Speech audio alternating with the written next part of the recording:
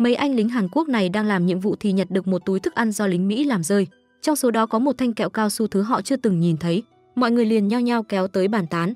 Có lẽ đây là thứ thức ăn bọn Mỹ dùng để duy trì sự sống. Thấy thứ đồ ăn độc lạ Bình Dương mọi người ai cũng muốn thử. Thân là ông trùm nên người đàn ông này được phép ăn trước. Sau khi bỏ thanh kẹo cao su vào miệng anh khen nó khá ngon rồi đưa cho đàn em của mình nhai thử. Mỗi người nhai một tí cho biết vị rồi truyền tay nhau. Ai cũng ngạc nhiên vì nhai hoài mà không hết. Cuối cùng cũng đến lượt cậu bé nhỏ nhất hội. Nhưng cậu còn chưa kịp ăn thì anh chàng ngây ngô bên cạnh cướp mất rồi nuốt chửng. Thấy vậy mọi người liền đè anh chàng lơ ngơ này ra đánh cho một trận. Lúc này cậu em út vẫn nhớ rằng mình chưa được ăn vừa khóc vừa mách tội. Thế nhưng anh chàng lơ ngơ kia vẫn rất đắc ý vì từ giờ trở đi anh không cần ăn cơm vẫn sống. Một ngày không mây không mưa Chun Sam theo chị gái tới Daegu tìm mẹ. Trên đường tới Daegu Chun Sam vô tình nhìn thấy một con gà lôi. Thấy con mồi ngay trước mắt Chun Sam liền lấy đá ném một phát. Sau khi dính chưởng chú gà lôi rơi thẳng xuống đất. Khi Chun Sam chạy tới thu hoạch thành quả thì một nhóm thợ săn từ đâu xuất hiện tấn công cậu. Thấy em trai gặp nguy hiểm chị gái lập tức chạy tới giải cứu em trai. Thế nhưng chị vừa tới nơi thì đã bị đám sơn tặc đuổi theo nhằm giở trò đồi bại. Hết cách chị gái đành nhảy xuống vực nhằm thoát thân. Chun Sam không có ai giúp bị chúng bắt về hang động. Kể từ đó hai chị em Chun Sam mỗi người một nơi. Sau khi đưa Chun Sam về tới hang động bọn chúng liền trói cậu lại. Tối đến chúng để Chun Sam ngồi trong lưới làm mồi nhử thú rừng. Đêm đến một con sói định đến vồ lấy Chun Sam thì sập bẫy. Sáng sớm đám người kia lại kéo đến cho con sói ăn thêm vài phát kẹo đồng. Sau khi thấy con sói đã nằm im bất động bọn chúng liền khiêng thành quả thu được về hang. Đương nhiên Chun Sam cũng phải đi theo chúng quay về hang động. Nhân lúc bọn chúng ngồi nghỉ ngơi sơi nước Chun Sam đã quay người bỏ trốn. Chớ trêu thay khi cậu lại dẫm trúng bẫy của thợ săn. Chân Chun Sam mắc vào sợi dây rồi cậu bị treo ngược giữa không trung. Tối đó Chun Sam lại ngồi trong lưới tiếp tục làm mồi nhử thú rừng. Thế nhưng trời đất quỷ thần ơi, lần này con vật tìm đến chỗ Chun Sam lại là một con hổ siêu to khổng lồ. Thấy con vật to lớn Chun Sam sợ xanh mắt mèo. Khi con hổ chạy tới tấn công Chun Sam thì nó cũng lọt bẫy của đám thợ săn. Con hổ mắc bẫy nhưng Chun Sam cũng bị nó vồ một cái. Không biết do bị thương quá nặng hay do quá sợ hãi Chun Sam trực tiếp ngất lịm. Sáng hôm sau đám thợ săn lại kéo nhau đến. Thấy con hổ dưới hố chúng lại nã vài viên kẹo đồng. Sau khi thu hoạch thành quả chúng đưa Chun Sam về để chú Chan Bu giúp cậu bé băng bó vết thương. Sau đó nhóm thợ săn khăn gói quả mướp di chuyển tới một nơi khác. Trong lúc nghỉ ngơi dưới bóng mát đám thợ săn sai chú Chan Bu và Chun Sam đi tìm củi để nhóm lửa. Nhân cơ hội hiếm có khó tìm này chú Chan Bu đã kéo Chun Sam cùng bỏ trốn.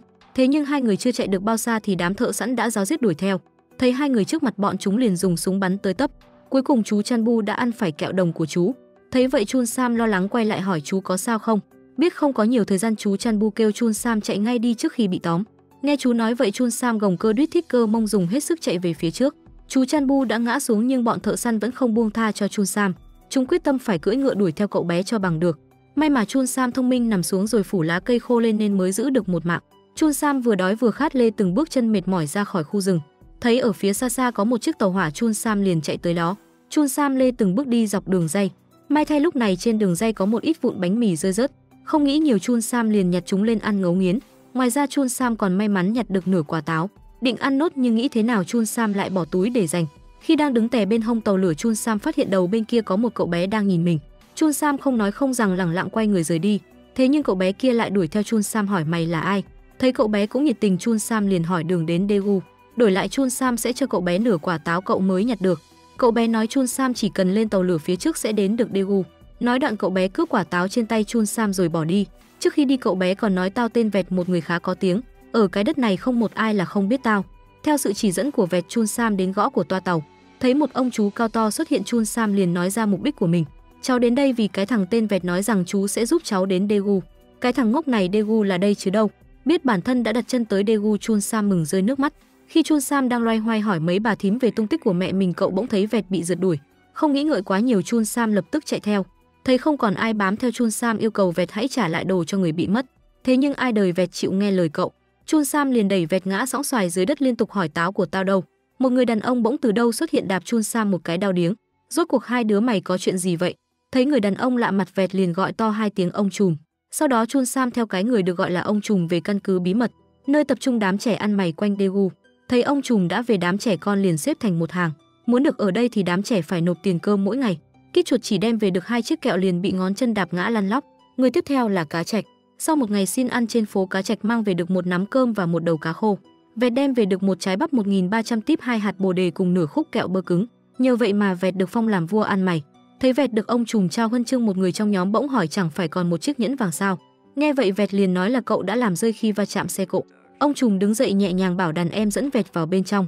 Sau đó Vẹt phải cởi hết quần áo để ông trùm lục soát. Thấy Vẹt vẫn không trả lời, ông trùm liền bảo ngón chân đánh cậu bé để tra hỏi. Thế nhưng Vẹt vẫn nhất quyết nói mình đã làm rơi. Sau đó ông trùm ra ngoài nói với mọi người rằng đã là người một nhà thì phải biết quan tâm nhau, phải biết nhường cơm xẻ áo cho nhau. Đêm đó khi đám trẻ đang ngủ trong căn tròi, ngón chân bảo mọi người xúm lại đánh hội đồng Chun Sam. Sáng hôm sau khi ông trùm đến, đám trẻ liền vội vàng chạy ra sân xếp hàng. Ông trùm bỗng đi về phía Chun Sam xem xét rồi hỏi ai đã đánh mày. Sau khi biết nguyên nhân, ông trùm liền đánh cho hai cái thằng to đầu một trận. Đánh xong ông trùm liền lấy từ trong túi áo một chiếc bánh cho Chun Sam. Nhớ cho kỹ đây, chúng mày không được phép động tới nó, nếu không thì cứ liệu cái thần hồn với tao. Ông trùm vừa đi khỏi, Chun Sam lại bị bọn chúng đánh cho ra bã. Đánh xong chúng còn dặn Vẹt tới uy hiếp Chun Sam không được mách lẻo ông trùm. Lúc này ông trùm mang theo 2 bọc thức ăn quay về căn cứ. Nhìn thấy Chun Sam mặt mày bầm dập, ông trùm tức giận hỏi chúng mày lại đánh nó à? Ai mà có ngờ Chun Sam lại nói rằng do cậu bất cẩn nên ngã. Sau đó ông trùm cười lớn đặt biệt danh cho Chun Sam là Cá Cơm. Từ ngày hôm nay Cá Cơm sẽ ở cùng với chúng ta. Trước khi ra ngoài, ông trùm gọi Cá Cơm ra nói chuyện. Đối với ông, điều đáng sợ nhất trên đời này là để bụng đói. Nói rồi ông trùm đưa Cá Cơm một chiếc thìa. Ông nói rằng đối với một đứa trẻ ăn mày, việc bị đe dọa còn đáng sợ hơn việc bị đánh. Sau đó bọn trẻ lại dắt díu nhau lên đường đi xin cơm. Vẹt được ông trùm giao cho nhiệm vụ chỉ việc cho người mới Cá Cơm. Lúc này Cá Cơm bỗng móc từ trong áo ra một chiếc nhẫn vàng đưa cho Vẹt. Cậu chỉ cần Vẹt giúp mình làm một việc. Sau khi nghe xong, Vẹt liền dẫn Cá Cơm tới một con suối nơi mấy thím đang giặt quần áo. Vẹt nói bạn cậu tên Kim Chun Sam đang trên đường đi tìm mẹ tên Park Suja. Thế nhưng trong số những người đang giặt quần áo không có ai là mẹ Cá Cơm cả. Không tìm được mẹ Cá Cơm, hai người liền mang nước về nhà giúp một bà thím. Sau khi hoàn thành nhiệm vụ, hai đứa trẻ nhận được 1 xu. Chúng mang số tiền đó đi mua một ít đồ rồi để vào bát của mình. Khi đi ngang qua một ngôi nhà được khắc 2 dấu X ở ngoài cửa, Vẹt nói Cá Cơm cứ đứng ở đây mà tè. Bởi lẽ những nhà được khắc 2 dấu X đều là những nhà siêu giàu nhưng cực kỳ ki bo. Cá Cơm đang đi trên đường thì có một bà thím chạy tới khóc lóc nhận là mẹ cậu. Cá Cơm còn chưa kịp hiểu chuyện gì đang xảy ra, bà thím đó đã dắt cậu về nhà. Thấy bạn mình đã tìm được mẹ, Vẹt buồn bã nói Cá Cơm à, hãy sống thật tốt nhé. Sau đó bà thím kia dắt tay Cá Cơm về nhà. Về tới nơi, Cá Cơm nói cho mẹ biết tin chị gái đã rơi xuống vách núi. Thế nhưng người mẹ này lại không buồn không khổ một chút nào. Bà bảo Cá Cơm đừng nhắc đến chị gái thêm một lần nào nữa. Tối đến, hai mẹ con ngồi ăn cơm dưới ánh đèn dầu. Mẹ dặn Cá Cơm phải có hiếu với mẹ. Sáng sớm ngày hôm sau, bà đã gọi Cá Cơm đi dọn chuồng heo. Sau đó Cá Cơm lại phải đi vác rơm về nhà cho mẹ. Cá Cơm còn chưa kịp nghỉ ngơi sơi nước, mẹ đã bắt cậu vào rừng đốn củi. Vừa về tới nhà còn chưa kịp thở đã bị bà sai đi nấu cám heo. Tối đến do quá đói bụng, Cá Cơm xuống bếp nhóm lửa nấu chút gì ăn.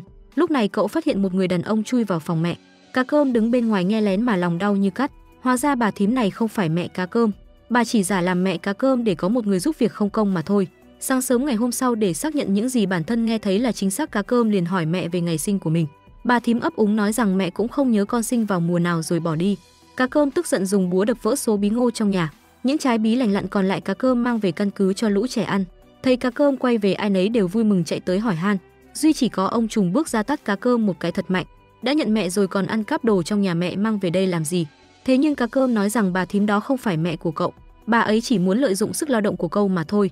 Nghe vậy ông trùm liền kêu ngón chân thông báo cho mọi người biết tin Cá Cơm đã quay về. Lúc này Kít Chuột mới bảo em cũng có mẹ. Sau đó Kít Chuột dắt mọi người đến chợ chỉ cho mọi người thấy mẹ của mình. Ai ngờ bà đang bán đồ thì có tên dê sồm vào ăn rồi giở trò với bà. Kít Chuột nhìn thấy mẹ bị người ta ức hiếp liền chạy tới đẩy hắn. Thế nhưng cậu bé lại vô tình làm gãy kính của ông ta. Ông ta tức giận xô Kít Chuột ra. Bọn trẻ nhìn thấy liền nhào tới đánh ông ta ra bã. Cá Cơm chạy vào lấy cái bẫy kẹp vào chân ông ta rồi cả bọn chạy đi. Hai mẹ con Kít Chuột chạy một đoạn rồi dừng lại. Bà lo lắng hỏi con có bị sao không rồi ôm con vào lòng. 15 tháng Giêng này là sinh nhật của Sun Jam, mẹ sẽ xin phép bà chủ tới chơi với con. Mẹ không cần phải đến vì mẹ cần kiếm tiền để mua nhà. Tới lúc đó hai mẹ con mình sẽ được sống cùng nhau. Sau đó bà cho con trai ít tiền để mua đồ cho các bạn cùng ăn, nhưng Kít Chuột không nhận mà bỏ chạy. Hôm sau bọn trẻ đang ở chợ thì thấy ông trùm đang đánh nhau. Bỗng có cảnh sát tới bắt ông trùm đi. Cá Cơm hỏi Vẹt nếu không có ông trùm chúng ta sẽ thế nào. Vẹt lo lắng nghĩ tới ngón chân. Đến giờ cống nạp, ngón chân ngồi chễm chệ trên ghế của ông trùm. Cá Cơm hỏi sao ngón chân được thay thế ông trùm vậy. Vẹt cho biết vì nắm đấm của hắn mạnh nhất.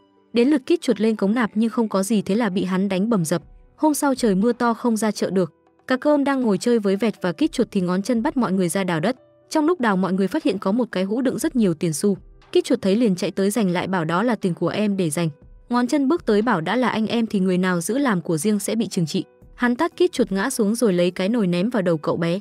Kít Chuột đau đớn ngất đi. Cá Cơm nhào tới lay gọi Kít Chuột tỉnh lại nhưng không thấy động tĩnh gì.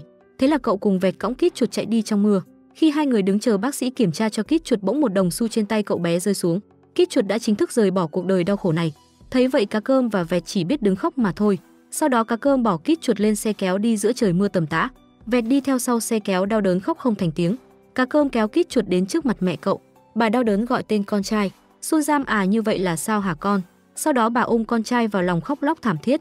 Tỉnh dậy đi Sun Giam ơi. Tiếng gào khóc gọi con của bà hòa lẫn trong tiếng mưa làm ai cũng chạnh lòng. Cá Cơm và Vẹt chỉ biết lặng lẽ quay đầu đi. Cá Cơm căm phẫn chạy về nói với Ngón Chân rằng kít chuột đã ra đi. Chính mày đã sát hại nó. Ngón Chân hỏi mày tính khiêu chiến với tao à? Sau đó cả hai hẹn ngày mai gặp nhau ở đường ray xe lửa. Ngày hôm sau khi đứng bên đường ray xe lửa, mọi người khuyên Cá Cơm hãy thay đổi ý định, nhưng Cá Cơm vẫn nhất quyết đấu cùng Ngón Chân. Khi nghe tiếng xe lửa tới, bọn trẻ liền chạy xuống dưới, chỉ còn Cá Cơm và Ngón Chân nằm trên đường ray để xem gan ai to hơn nào. Nhìn xe lửa đã tới sát mà Cá Cơm vẫn không sợ, cuối cùng Ngón Chân đành phải bỏ chạy ra khỏi đường ray. Bên dưới bọn trẻ la hét gọi Cá Cơm hãy chạy đi, nhưng Cá Cơm vẫn nằm đó cho đoàn tàu chạy qua. Bọn trẻ sợ đến mức không dám nhìn. Khi đoàn tàu đã chạy qua, Vẹt lồm cồm bò tới gọi Cá Cơm. Khi thấy Cá Cơm đứng lên, bọn trẻ chạy tới vui mừng vì cậu vẫn còn sống. Ngón Chân lủi thủi bỏ đi thì Vẹt yêu cầu Ngón Chân phải đưa cuốn gia phả. Thế là Ngón Chân ném lại cuốn gia phả rồi bảo tao sẽ chờ xem chúng mày sống như thế nào. Bọn trẻ tức giận ném đá xua đuổi Ngón Chân. Hôm sau bọn trẻ đứng gõ mõ hát ở chợ để xin tiền thì bị ông chủ tạt nước đuổi đi. Lúc này bọn trẻ bỗng nhìn thấy chuồng gà. Vẹt la hét bảo gà bị sổng chuồng hết rồi, bà con mau bắt lại đi. Ông chủ gà tức giận rượt đuổi thì bọn trẻ mở cửa chuồng gà làm gà chạy tứ tung khắp chợ. Ba cậu cũng bắt được 3 con gà hớt hải chạy đi. Cá Cơm cầm con gà chạy đi núp ở một nơi thì thấy bên trong mấy cô gái đang tập múa. Cá Cơm mê mẩn say đắm nhìn cô gái xinh đẹp trong đó. Hôm sau Cá Cơm thấy mấy thằng con trai bắt nạt mấy cô gái, thân là đàn ông con trai mà lại đi cướp bút của bạn nữ. Cá Cơm tới giật cây bút lại rồi bảo tụi mày đừng có bắt nạt con gái. Thế nhưng cậu đã bị bọn chúng nhào tới đánh. Vẹt thấy vậy vội chạy tới cứu Cá Cơm. Sau đó đám trẻ ăn xin nhao nhao chạy tới đánh mấy tên thanh niên. Về lều trong lúc bọn trẻ ngủ say, Cá Cơm ngồi nhìn cây bút thích thú. Hôm sau Cá Cơm đến trường ngồi đợi cô gái xinh đẹp đi ra để trả lại cây bút. Cô bé cười cảm ơn cậu và nói mình tên Jeonji rồi đi về cùng bạn. Từ đó Cá Cơm luôn đứng núp ngoài cửa nhà nhìn lén cô gái bên trong. Jeonji thấy vậy liền đem khay cơm ra bảo cậu ăn xong cái này rồi đi đi, đừng bao giờ đến đây nữa. Cá Cơm nhìn khay cơm rồi bỏ đi mà không lấy gì hết. Lúc này Vẹt chạy tới bảo có người đến tìm đại ca, hình như người đó là mẹ đại ca thì phải. Cá Cơm chạy về gặp người đàn bà đang đứng đợi mình. Cậu rụt rè hỏi tên bà là gì, nhà chúng ta như thế nào. Khi bà nói đúng tất cả, Cá Cơm biết đây chính là mẹ mình. Cá Cơm ôm bà khóc nức nở. Sau đó Cá Cơm tạm biệt mọi người ở lều để về với mẹ. Người thay thế Cá Cơm sẽ là Vẹt. Trước khi đi, Cá Cơm dặn mọi người hãy cố gắng nương tựa nhau mà sống, mình sẽ không quay lại đây nữa đâu. Nói đoạn Cá Cơm quay người bỏ chạy. Về tới nhà mẹ cho Chun Sam ăn mặc chỉnh tề rồi dắt đến gặp bố Dượng. Bà bảo con trai nên hành lễ với bố, nhưng Chun Sam không biết phải hành lễ như thế nào. Cậu chỉ biết cúi đầu trước bố Dượng. Nghe mẹ bảo phải cúi thấp xuống, Chun Sam liền cúi xuống tận sàn nhà. Bố chỉ biết cười bảo được rồi. Khi Chun Sam vào phòng, anh trai lấy sách ra bảo em sẽ học được mọi thứ từ trong sách. Hôm sau Chun Sam cũng được đi học, nhưng cậu cứ nghĩ ngợi xa xăm mà không để ý đến việc cô giáo đang gọi mình. Cuối cùng bạn ngồi bên cạnh phải gọi thì Chun Sam mới nhìn lại. Cậu luống cuống trả lời cô rằng em là Kim Chun Sam, năm nay 16 tuổi. Tan học Chun Sam về nhà hỏi anh trai ở nhà có tiếng gì lạ vậy. Thế là anh trai quay máy mở nhạc lên cho Chun Sam nghe. Thấy Chun Sam tò mò, anh trai xúi cậu hãy cầm máy lắc mạnh, như vậy sẽ có người chui ra. Chun Sam làm theo lời anh, cầm máy lắc thật mạnh. Cái máy rớt xuống vỡ tan tành. Ông bố cầm cái máy phát nhạc chỉ biết kêu trời ơi rồi tức giận bỏ đi. Chun Sam buồn bã ra ngoài ngồi một mình thì bọn trẻ núp bên ngoài gọi. Cậu vui mừng chạy tới hỏi sao tụi mày lại đến đây được. Sau đó Chun Sam dắt hai người vào lén ăn cơm nguội trong bếp. Sáng hôm sau người làm trong nhà phát hiện nồi cơm nguội đã hết sạch. Họ lo lắng cho rằng hình như có trộm vào nhà. Mẹ Chun Sam cũng đứng nghe họ nói chuyện. Tai trường học Chun Sam thấy anh trai bị đánh liền chạy tới cứu. Ai ngờ anh trai và bạn chỉ lừa cậu để xem cậu có thể đánh thắng được ông trùm của trường không. Chun Sam không nói gì, lẳng lặng quay người bỏ đi. Nhưng anh trai chạy theo bảo một tiếng nữa mày phải đến sân trường đánh thẳng đứng đầu, nếu không thì mày tới số với tao. Tức giận Chun Sam đè anh trai xuống đánh cho một trận. Lúc này ở nhà bọn trẻ đang núp bên ngoài tìm Chun Sam thì bị người làm tóm được. Rắn may mắn chạy thoát, còn Vẹt bị người làm đánh vì cho rằng cậu đã ăn cắp cơm. Mẹ Chun Sam bước ra bảo người làm tha cho nó. Hanin mặt mũi bầm dập về tới nhà nhìn Vẹt hỏi thằng Chun Sam là bang chủ của bọn mày phải không? Bây giờ nó còn làm ra việc này với anh trai nó đấy, rồi tức giận bỏ vào trong. Khi Chun Sam về tới nhà mẹ liền hỏi con vừa mới đi đâu về. Còn chuyện đứa trẻ này vào nhà ăn cắp không liên quan đến con phải không? Nhưng Chun Sam bảo là do con gọi nó tới nên mẹ hãy cho nó đi đi. Được rồi, con hãy vào đây với mẹ. Chun Sam bước tới bảo Vẹt rằng đi đi, thằng rắn nó đang đợi mày đấy. Vẹt khóc bảo bang chủ à, ngày mai chắc thằng ngón chân nó giết tụi em mất. Chun Sam bị mẹ dùng roi đánh vào chân đau điếng. Mẹ bảo con không được giao du với mấy đứa đó nữa cơ mà. Đánh đoạn bà tức giận nhốt Chun Sam trong phòng. Chun Sam ngồi một mình bên ngọn đèn dầu leo lét thì thấy bóng mẹ đứng bên ngoài. Chun Sam à, vì con gây ra tội nên mẹ mới đánh con. Sau khi về nhà chồng ta đã để hai chị em con ở lại. Còn người chị đáng thương của con không biết giờ thế nào. Ta chỉ mong hai anh em con sống hòa thuận với nhau có được không? Rồi bà mở khóa cửa cho Chun Sam. Đêm đó Chun Sam quỳ lạy trước nhà của mẹ xin bà hãy tha lỗi rồi chạy đi. Cứ thế Chun Sam chạy nguyên đêm tới sáng về đến căn lều. Nhưng khi đến nơi bọn trẻ đã bị đánh tả tơi. Cậu bé khóc lóc chỉ về phía rừng trúc. Anh Vẹt đang đánh nhau với ngón chân ở kia. Cá Cơm cố hết sức chạy đi tìm gọi Vẹt ơi mày ở đâu rồi. Khi thấy thằng Vẹt đang bị đánh, Cá Cơm nhào tới đánh nhau với bọn ngón chân. Lúc này Cá Cơm với ngón chân đang vật lộn nhau. Cá Cơm xô ngã ngón chân khiến mắt hắn đập trúng thanh tre nhọn. Ngón chân nằm dưới đất giãy giụa hét lớn: "Trời ơi mắt của tao!" Thấy vậy đám đàn em của ngón chân liền kéo nó đi. "Thằng Cá Cơm kia mày cứ cẩn thận với tao." Sau đó Cá Cơm dặn Vẹt hãy chăm sóc tốt cho bọn trẻ. "Tao sẽ đến Seoul làm con trai phải có chí lớn." Vẹt xin đi cùng nhưng Cá Cơm không cho. Cá Cơm bảo Vẹt hãy ở lại để chăm sóc bọn trẻ. Tuy vậy Vẹt vẫn chạy theo Cá Cơm cho bằng được. Bọn trẻ chỉ biết đứng nhìn theo rồi lặng lẽ quay vào lều. Hai đứa tranh thủ lúc chú canh tàu phất cờ liền leo lên tàu. Khi chú phát hiện hỏi tụi mày là ai, hai đứa hồn nhiên bảo Vẹt và Cá Cơm. Cuối cùng khi đã đến Seoul, Vẹt và Cá Cơm đang ngồi thì thấy có người bắt nạt một cậu bé. Thế là Cá Cơm nhào vô đánh bọn chúng cứu cậu bé. Khi thấy bọn chúng kéo tới đông, Vẹt kéo Cá Cơm chạy đi. Sau đó hai người vừa đi thì bị chủ quán hiểu lầm là ăn cắp nên bắt vào. Lúc này có cậu bé đang ăn mì tới bảo không phải tụi nó lấy đồ của chú đâu, nhưng ông ta không tin thế. Cậu bé liền bẻ tay ông chủ quán rồi bảo họ chạy đi. Ba người cùng nhau chạy tới một nơi núp. Trong lúc thở hổn hển, Cá Cơm cảm ơn rồi hỏi mày tên gì? Tao tên là Kim Du-han. Tụi mày mới bắt đầu tới sống ở đây thì phải thể hiện thật tốt đấy. Bất cứ khi nào cần tới nắm đấm của tao thì hãy tới tìm tao. Nói rồi cậu quay người bỏ đi. Sau đó hai người xuống chân cầu Jeong. Cá Cơm hỏi ở đây ai là bang chủ vậy? Tụi mày là ai mà đến đây? Tao là Cá Cơm đến từ Daegu, từ nay tao sẽ sống ở đây. Tụi mày trở thành đàn em của tao là được rồi. Bang chủ bước tới thủ võ thì Cá Cơm cho một cú đá lộn mèo. Hôm sau khi Cá Cơm đang ăn bánh cùng nhóm bạn thì bất ngờ thấy Jeonji lên xe cùng gia đình. Cá Cơm la hét chạy theo gọi Jeonji à. Thời gian trôi nhanh như đi xe đạp đứt phanh xuống dốc. Cá Cơm giờ đã lớn nhưng vẫn còn kiếm sống trong khu chợ ở Seoul. Cá Cơm đang chờ nhận hàng để giao cho khách thì có thằng tới đòi Cá Cơm phải đóng thuế. Nhưng Cá Cơm chỉ cười mà không nói gì. Tức giận hắn đấm Cá Cơm ngã nhào. Cá Cơm không có động thái gì, vẫn cười đứng trước mặt hắn. Hắn định đánh nữa thì Du-han tới ngăn lại. Du-han ném mũ để Cá Cơm cầm giúp mình. Mày mở mắt ra mà xem sức mạnh của tao. Diêu bắt đầu dở dăm ba bài võ mèo cào trước mặt Du-han. Cả hai đang định đánh nhau thì Sang Can hỏi tụi bay làm gì vậy. Hai người liền cúi đầu chào Sang Can. Ông bảo Diêu rằng mày phải đi đâu thì cứ đi qua đây làm gì. Nghe vậy Diêu vội vàng bỏ chạy. Sang Can nói với Du-han rằng nếu mày đi với nó thì sẽ thành chó săn đấy. Hãy làm tốt công việc của mình đi. Nói đoạn Sang Can đi vui vẻ với các kỹ nữ. Tối đến Hyung do dắt Du-han và Cá Cơm vào quán ăn. Nhưng Cá Cơm không ăn mà lấy mỗi thứ một ít đem về. Khi đi ra vô tình Cá Cơm nhìn thấy cô kỹ nữ đang múa, trong đó chính là Jeonji. Anh liền quay lại xin Hyung do hãy gọi kỹ nữ múa giỏi nhất nơi này. Hyung do cũng năn nỉ bà chủ cho Jeonji tới nói chuyện một chút thôi. Cuối cùng Jeonji cũng đi vào hỏi các ngài gọi tôi đến đây để làm gì. Cá Cơm nhắc lại chuyện ở Daegu nhưng cô nói không muốn nghe. Khi ba người ra về, Cá Cơm bỗng quay lại tìm Jeonji. Cô không nhớ tôi sao? Lúc ở Daegu tôi đã dành cây bút lại cho cô, sau đó có đến nhà cô vài lần. Vậy anh là Cá Cơm sao? Bỗng có người gọi nên Jeonji đi vào. Cá Cơm đành lủi thủi đi về. Sáng hôm sau khi Cá Cơm cùng Vẹt đang đứng thì có người bị thương chạy tới núp dưới xe kéo. Cá Cơm liền chạy tới lấy đồ che lại. Khi bọn chúng tới hỏi, Cá Cơm nói không thấy ai chạy qua. Bọn chúng vừa đi thì người đàn ông chui ra cảm ơn rồi ngất đi. Cá Cơm liền đưa anh ta về lều giúp anh lấy viên đạn dưới cánh tay. Thấy Quạ bị thương, Cá Cơm liền hỏi lý do. Được biết Quạ bị Dìu đàn em của ngón chân đánh. Trong cơn tức giận, Cá Cơm liền chạy đi tìm Dìu. Vừa chạy tới thì thấy ngón chân đang bắt Jeonji. Cá Cơm bảo thả cô gái ấy ra nhưng ngón chân vung gậy ra hỏi mày chán sống hả? Lúc này Jeonji cắn hắn một cái rồi chạy đi. Hi Trinh cũng làm như vậy rồi hai cô gái núp ở một góc nhìn ra bên ngoài. Cá Cơm liền gọi Du-han thì bị ngón chân tấn công. Khi thấy Du-han đi tới, Cá Cơm liền dắt Jeonji chạy đi. Hai người chạy thoát đứng thở hổn hển. Jeonji nói cô sẽ mời anh cà phê để cảm ơn. Lần đầu tiên được uống cà phê, Cá Cơm không biết liền húp cái rột. Nhưng cha mẹ ơi, nó đắng khỏi phải chê. Jeonji lấy viên đường đưa lên, Cá Cơm liền cười lấy viên đường cho vào miệng nhai ngon lành. Cô nhìn anh tỏ vẻ ngạc nhiên rồi cho viên đường lại vào hũ. Khi ra về, Jeonji nghe thấy bản nhạc cô thích nên chạy tới lắng nghe. Cá Cơm hỏi bản nhạc gì vậy? Tên của nó là Ánh đèn cô đơn. Trước đây tôi có một cuộc sống mà bao người mơ ước, nhưng từ năm 17 tuổi bố tôi bắt đầu mê mạt trược, nhà cửa lần lượt cứ thế bán hết. Sau đó Cá Cơm đưa cô về nhà. Jeonji cảm ơn anh rất nhiều. Người đầu tiên nói với tôi câu này là Jeonji, bởi vì những người buôn bán như chúng tôi gặp nhau chỉ hỏi hôm nay bán được bao nhiêu tiền rồi cùng chia sẻ lợi nhuận mà thôi.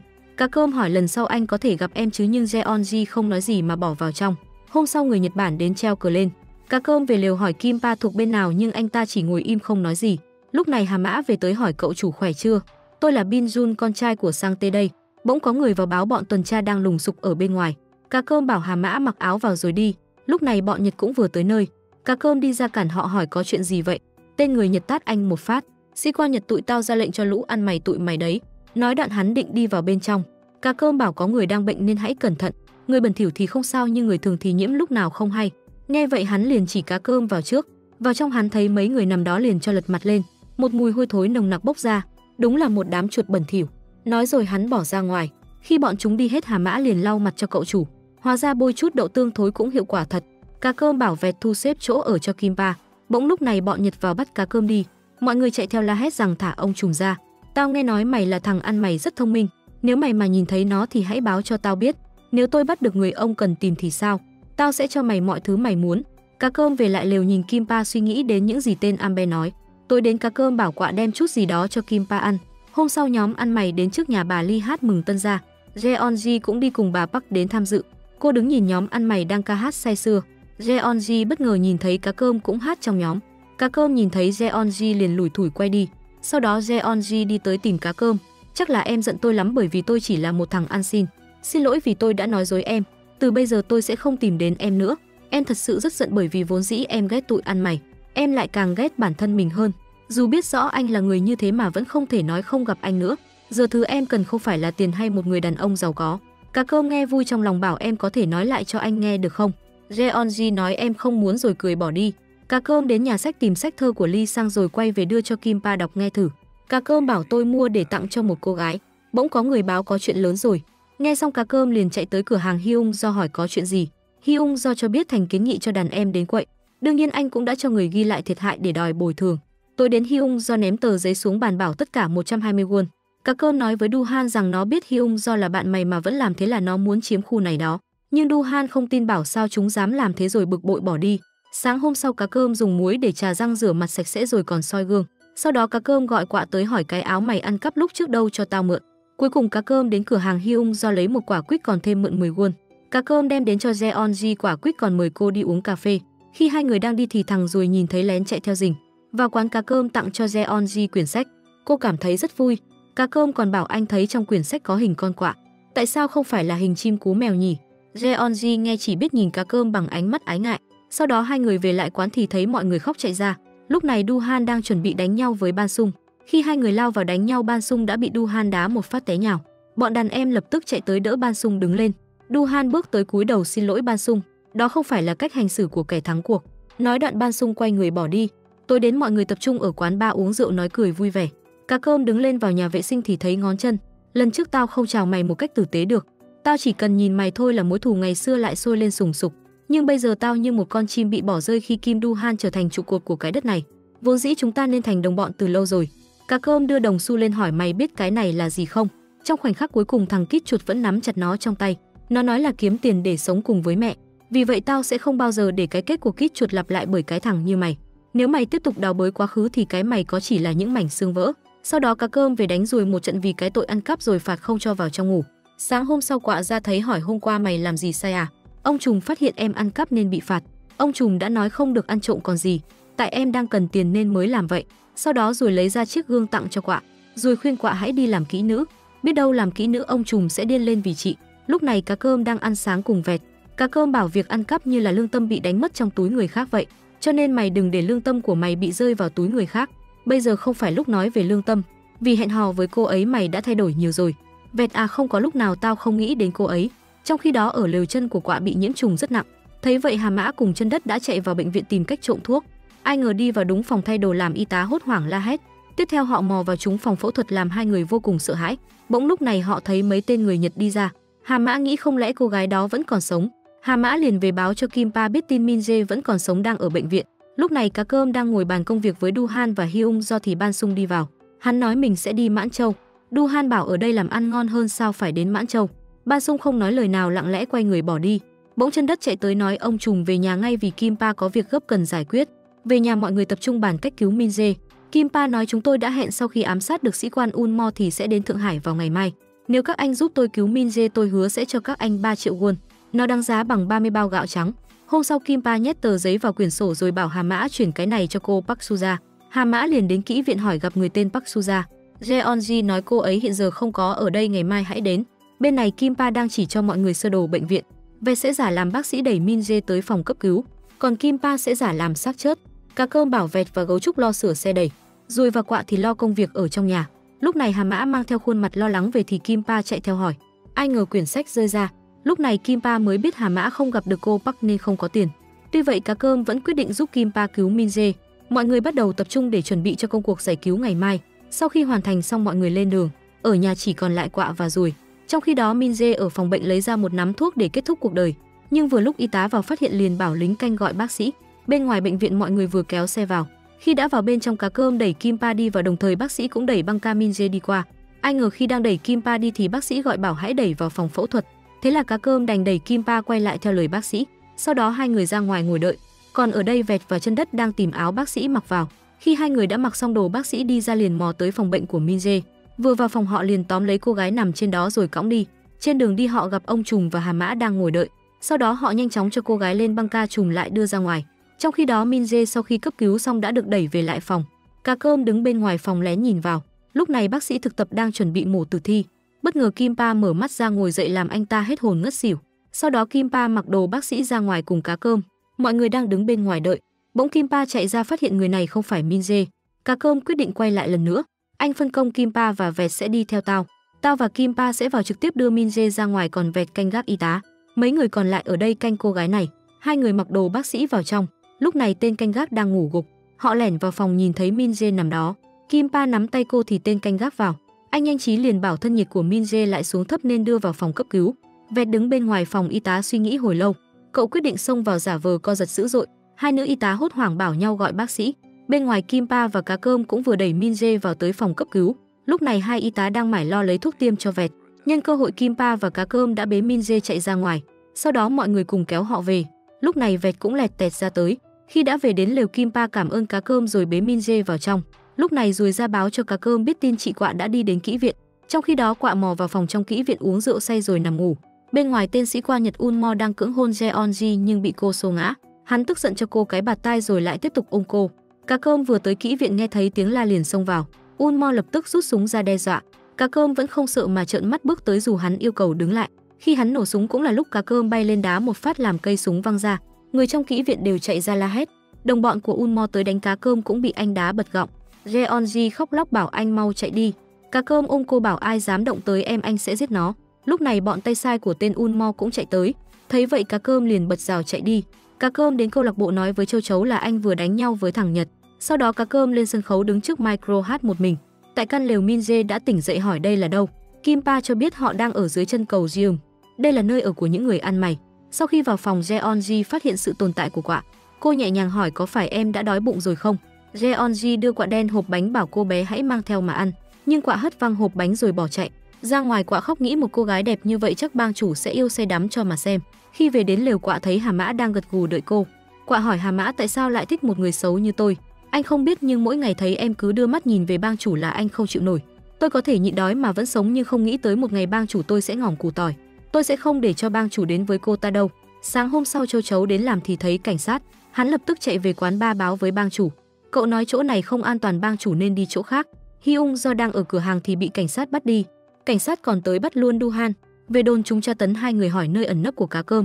Hyung do bảo không biết hãy đến dưới chân cầu Jeom mà hỏi. Thế là bọn chúng dắt nhau đến chân cầu.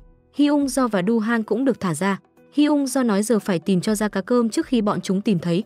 Trong khi đó Kim Pa và Min Jae vẫn đang ở trong lều dưới chân cầu. Nhóm ăn mày đang ở bên ngoài thì tụi cảnh sát Nhật tới. Chúng xông vào lều lục soát khắp nơi nhưng cuối cùng không thấy ai hết. Chúng tức giận hỏi Hà Mã bang chủ của mày đâu nhưng ai cũng nói không biết. Thế là chúng cho người bắt Ruồi và Vẹt về đồn. Sau đó Hà Mã chạy vào trong tìm thì thấy Kim Pa và Min Jae trốn ngoài đống rơm. Kim Pa nhờ Hà Mã tìm cho mình một chiếc xe ngựa. Tại đồn cảnh sát bọn chúng bắt đầu tra tấn Ruồi và Vẹt. Lúc này Kim Pa và Hà Mã đưa Min Jae đến kỹ viện. Kim Pa nhờ bà Park chăm sóc Min Jae giúp mình và hứa sẽ không đến làm phiền bà thêm nữa. Con đừng nói như vậy, con tìm đến đây là mẹ vui lắm. Nếu vậy tại sao bà lại nhẫn tâm bỏ một đứa trẻ 8 tuổi mà ra đi? Mẹ cứ tưởng con sẽ sống hạnh phúc với bố. Ông ấy sẽ cho con tất cả những gì mà mẹ không thể cho con. Kim Pa à, con không thể gọi ta là mẹ một lần sao? 14 năm trước kể từ khi bà bỏ đi mẹ tôi cũng đã ra đi mãi mãi rồi. Kim Pa ra về cùng Hà Mã thì Jeonji chạy theo gọi. Bà ấy đưa cho anh cái này. Kim Pa mở ra lấy 300 won rồi nói rằng tôi chỉ lấy nhiêu đây thôi. Lúc này Jeonji hỏi anh có biết Chun Sam ở đâu không? Nhưng hiện tại Kim Pa cũng không biết tin tức của Cá Cơm. Hyung Do và Du-han đến quán bar thì Châu Chấu lén đưa Hyung Do vào gặp Cá Cơm. Anh hỏi Hyung Do về tình hình bên ngoài thì biết cảnh sát đã tới chỗ ở lục soát. Họ cũng đã bắt Ruồi và Vẹt đi. Sau đó Châu Chấu ra gọi Du Han vào trong gặp Cá Cơm. Ngón Chân ngồi trong quán quan sát thấy, hắn cho người vào trong xem có phải thằng Cá Cơm đang ở trong đó hay không. Hắn nghe thấy Du Han nói sẽ lo vé tàu thủy cho Cá Cơm đi trốn. Đàn em liền chạy ra báo cho Ngón Chân biết. Ngón Chân bảo thằng Dìu ở đây giữ chân tụi nó để tao đi báo cảnh sát. Khi cảnh sát tới nơi, Ngón Chân nói tôi sẽ vào lôi nó ra đây cho các anh. Ngón Chân vào trong tìm Cá Cơm để trả mối thù xưa nhưng ai ngờ lại không thấy ai hết. Ngón Chân tức giận đập phá đồ đạc bên trong. Trong khi đó Cá Cơm đã lẻn đi ra từ phía sau. Ruồi và Vẹt cũng được bọn chúng thả về. Hai người thương tích đầy người. Lúc này Cá Cơm cũng vừa tới nơi. Anh cho tập hợp mọi người lại. Tôi sẽ vắng mặt một thời gian và Vẹt sẽ thay tôi. Cá Cơm còn dặn đàn em không được ăn cắp ăn trộm bất cứ thứ gì. Trồn hãy giữ gìn trật tự nơi này giúp tôi. Hà Mã hãy nhắc nhở mọi người. Tôi xin lỗi vì bây giờ tôi dính vào rắc rối nên không lo cho mọi người được. Nói rồi Cá Cơm quay người bỏ đi. Kim Pa chạy theo hỏi cậu định đến sở cảnh sát thật sao? Jeonji vẫn đang đợi cậu đấy. Lúc này tại lều Vẹt bảo Chân Đất thông báo tin cho các đội ăn mày khác. Hà Mã phụ trách nhóm ở Songkyo rồi sẽ tới Yeongjin. Trồn thì đến Yeongjun và So Jong nói rằng bọn chúng muốn lật đổ Kim Chun Sam. Còn Chân Đất đến gặp Jeonji nói ông trùm đang tìm cô. Nghe vậy Jeonji vội vào phòng lấy áo và tiền chạy đi gặp Cá Cơm. Cô đưa anh số tiền tích góp của mình bảo hãy tránh đi nơi khác một thời gian. Nhưng Cá Cơm nói nếu anh đi bọn trẻ sẽ gặp nguy hiểm. Anh sẽ tới sở cảnh sát đầu thú, chắc chỉ bị giam vài tháng thôi.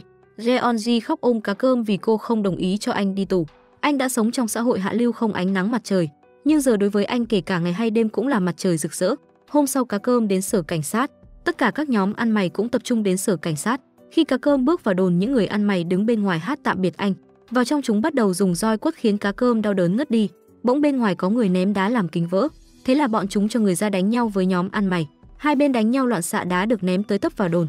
Tên Ambe cho gọi cảnh binh tới đánh những người ăn mày. Sau đó rất nhiều cảnh binh xả súng tới tấp về phía những người ăn mày.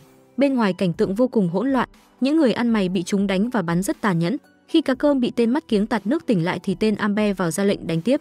Lúc này thằng Mắt Kiếng bắt đầu lấy ra dụng cụ tra tấn. Hắn bịt mắt Cá Cơm lại rồi dùng màn tra tấn vô cùng tàn độc.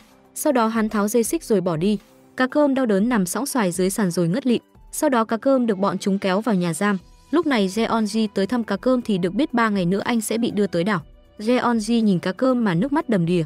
Em xin lỗi bởi vì em nên anh mới bị như vậy. Em không cần phải lo. 1-2 tháng anh sẽ được thả ra thôi nên em đừng tới đây nữa. Cá Cơm còn hẹn sau khi ra tù sẽ cùng nhau hẹn hò, cùng nhau đi ăn bánh gạo rồi cùng nhau đi uống cà phê. Hết giờ thăm Jeonji nắm tay anh không nỡ rời đi. Cuối cùng khi Jeonji đi về, Cá Cơm cố gắng đứng lên rồi ngã quỵ. Sau đó Jeonji đến gặp sĩ quan Unmo. Xin hãy thả Cá Cơm ra, tôi sẽ làm theo những gì ngài muốn. Lúc này Chân Đất đang ngồi phiền não. Không có ông trùm thì làm sao có thể xin đi dụng quân. Còn Vẹt thì quyết định bảo mọi người cùng trốn lên núi, thế là bị mọi người chửi. Du Han cũng lo lắng vì tổng đốc đã ban lệnh tất cả đều phải đi dụng quân. Du Han nghĩ đến cái tên Ambe kia. Nếu chúng ta muốn sống chúng ta phải giết hắn. Du Han đến gặp Ambe đề nghị hắn bỏ lệnh tuyển quân. Tao không muốn nghe những lời này. Tao chỉ muốn mày là cánh tay đắc lực của tao. Du Han không nói gì, chỉ quay người ra về. Lúc này Ambe nhận được lệnh của cấp trên yêu cầu thả Cá Cơm. Cứ như thế Cá Cơm được thả ra theo lệnh. Cá Cơm vừa ra tù liền đến gặp Jeonji, nhưng lúc này cô đang phải tiếp tên sĩ quan Unmo. Cá Cơm đau khổ định xông vào thì bị thuộc hạ của hắn đánh rồi kéo ra ngoài. Jeonji đứng trước mặt Unmo cởi áo ra mà nước mắt giàn giụa.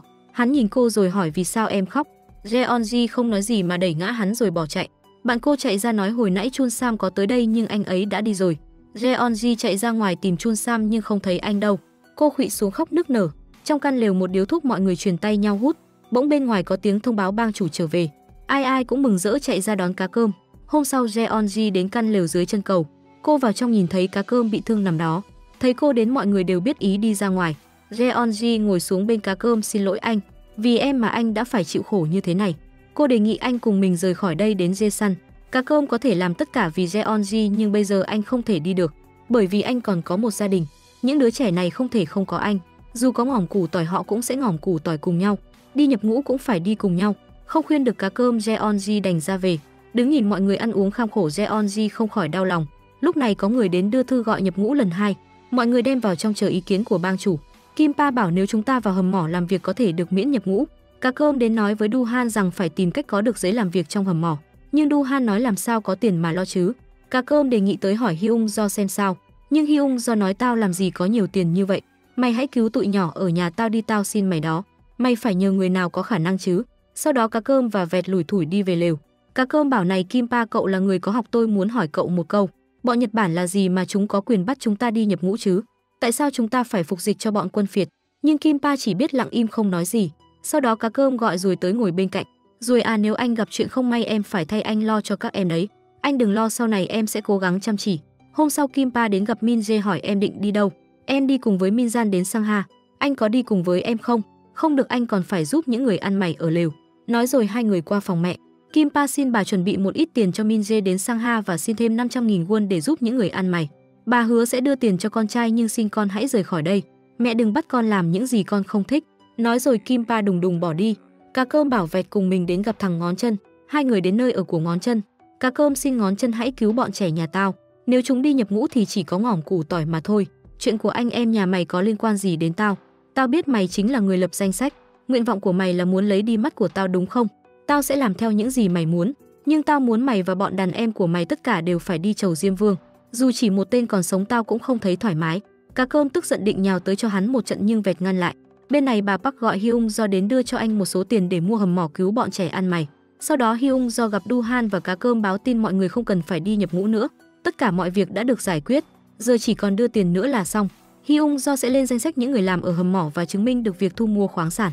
Lúc này Jeonji cũng chuẩn bị rất nhiều thức ăn để đem đến lều cho những người ăn mày.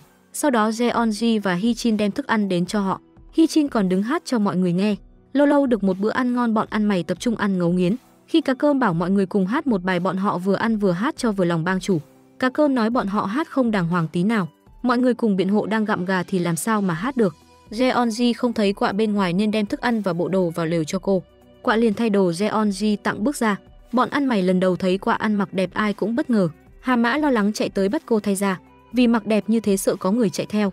Nhưng Quạ nhất định không chịu thay ra. Sau khi đã ăn no, mọi người tập trung ca hát nhảy nhót rất vui vẻ. Hôm sau tên sĩ quan Unmo tức giận đến sở cảnh sát ra lệnh cho Ambe nhất định phải bắt Chun Sam nhập ngũ cho bằng được. Thế là Ambe cho người tới triệu tập lệnh nhập ngũ. Cá cơm thắc mắc bảo chúng tôi đang chuẩn bị đi làm việc ở hầm mỏ mà.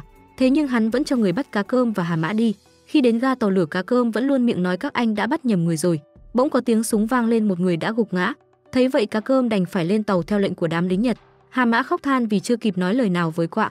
Jeonji hay tin cũng chạy ra bến tàu chen lấn tìm cá cơm. Cuối cùng khi tàu chuẩn bị lăn bánh, hai người mới thấy nhau. Cá cơm cố kéo cửa lên để nói với Jeonji nhưng không được. Thế là anh lập tức chạy ra cửa tàu. Jeonji chạy theo chỉ kịp đưa cho anh chiếc khăn rồi hẹn ngày gặp lại. Thời gian sau Hà Mã đã quay trở về căn lều cũ. Anh dạy cho bọn trẻ cách để ăn xin. Mọi người mừng rỡ khi thấy Kim Pa và Min Jae đến thăm. Hai người vào lều thăm Quạ đang bệnh. Hà Mã cho biết ông trùm đã ngỏm củ tỏi vì khi làm ở trong hầm ông trùm đã gặp tai nạn.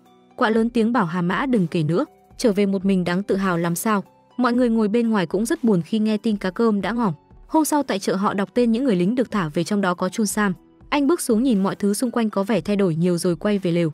Mọi người thấy anh trở về mừng rỡ ôm nhau khóc nức nở. Cá cơm không thấy Quạ đâu nên chạy vào lều xem. Thấy Quạ bị bệnh nặng liền cho người cõng cô đến bệnh viện. Anh cầu xin bác sĩ phải cứu Quạ bằng mọi giá. Khi mọi người đang ở câu lạc bộ uống rượu cười hớn hở thì Châu Chấu nhìn thấy bang chủ. Châu Chấu lớn tiếng gọi tên cá cơm. Lúc này ai cũng sững sờ nhìn cá cơm. Hyung Do đang đứng gần Jeonji. Cá cơm bước tới bảo Hyung Do lâu rồi không gặp. Jeonji đứng lên nhận ra người này là cá cơm. Cô sững sờ làm rơi cả ly rượu đang cầm. Sau đó Hyung Do và Du Han cùng cá cơm vào trong nói chuyện. Cá cơm hỏi Hyung Do chuyện gì đã xảy ra. Chuyện xảy ra lúc đó tao cũng bất ngờ. Lúc đó tao cũng đã đến sở cảnh sát. Tao đã đưa hết số tiền vay mượn được để mày khỏi đi nhập ngũ nhưng mà không được. Tụi mày hãy tin tao. Tao không bao giờ bán rẻ bạn bè những người từ thời thơ ấu đã cùng tao nhịn đói. Nếu tụi mày không tin tao đi chầu Diêm Vương cho tụi mày xem. Nói rồi Hyung Do rút súng ra định tự kết liễu cuộc đời. May mà cá cơm và Du Han đã ngăn lại. Quay lại câu lạc bộ, cá cơm xin lỗi Hyung Do vì đã hiểu nhầm. Anh bỗng nhìn thấy Jeonji vẫn còn ngồi ở đó. Hyung Do và Du Han về trước cho hai người họ nói chuyện. Tất cả những người nhập ngũ sống hay chết đều có tin tức trở về. Chỉ có anh là không thấy quay về mà thôi. Sau đó em nhận được tin anh đã ra đi mãi mãi. Jeonji nước mắt tuôn trào nắm tay cá cơm nói anh bị thương rồi. Lúc này bỗng có người đến gọi Jeonji. Cá cơm bảo anh không sao, em đi có người đang đợi. Jeonji đành đứng lên rời đi. Sau đó cá cơm nói Du Han hãy chỉ tao cách kiếm tiền để sống. Tao không thể dựa vào thùng rác mãi được. Bây giờ điều đầu tiên là mày phải theo chủ nghĩa dân chủ. Sau đó bắt hết bọn người theo chủ nghĩa cộng sản. Từ mai tao sẽ nghĩ cách để đàn em của mày trở thành công dân của nước Đại Hàn. Hôm sau cá cơm đập bể hết những chiếc thố để ăn xin. Từ bây giờ chúng ta sẽ không sống cuộc sống ăn mày nữa mà sẽ sống bằng chính đôi bàn tay của mình. Xã hội đã thay đổi rồi. Nếu theo chế độ dân chủ chúng ta sẽ không chết đói. Nếu chúng ta trở thành công dân của nước Đại Hàn dân chủ chúng ta phải bắt bọn cộng sản. Tụi bay hãy đi theo tao. Nói đoạn cả bọn dắt díu nhau ra chợ. Sau đó cả đám tới tìm Du Han để có được mấy tấm áo mới. Du Han nói với cá cơm rằng phải dạy cho tụi nó học gì đi chứ. Tao có biết một người lang thang tốt bụng, để tao giới thiệu cho mày. Ngày hôm sau ông Giang bắt đầu dạy học cho những người ăn mày. Bài học đầu tiên là bắt họ hô to Đại Hàn Dân Quốc. Sau đó ông giải thích cho họ hiểu chủ nghĩa dân chủ là được tự do, được làm tất cả mọi thứ mà mình muốn nhưng không được vi phạm pháp luật.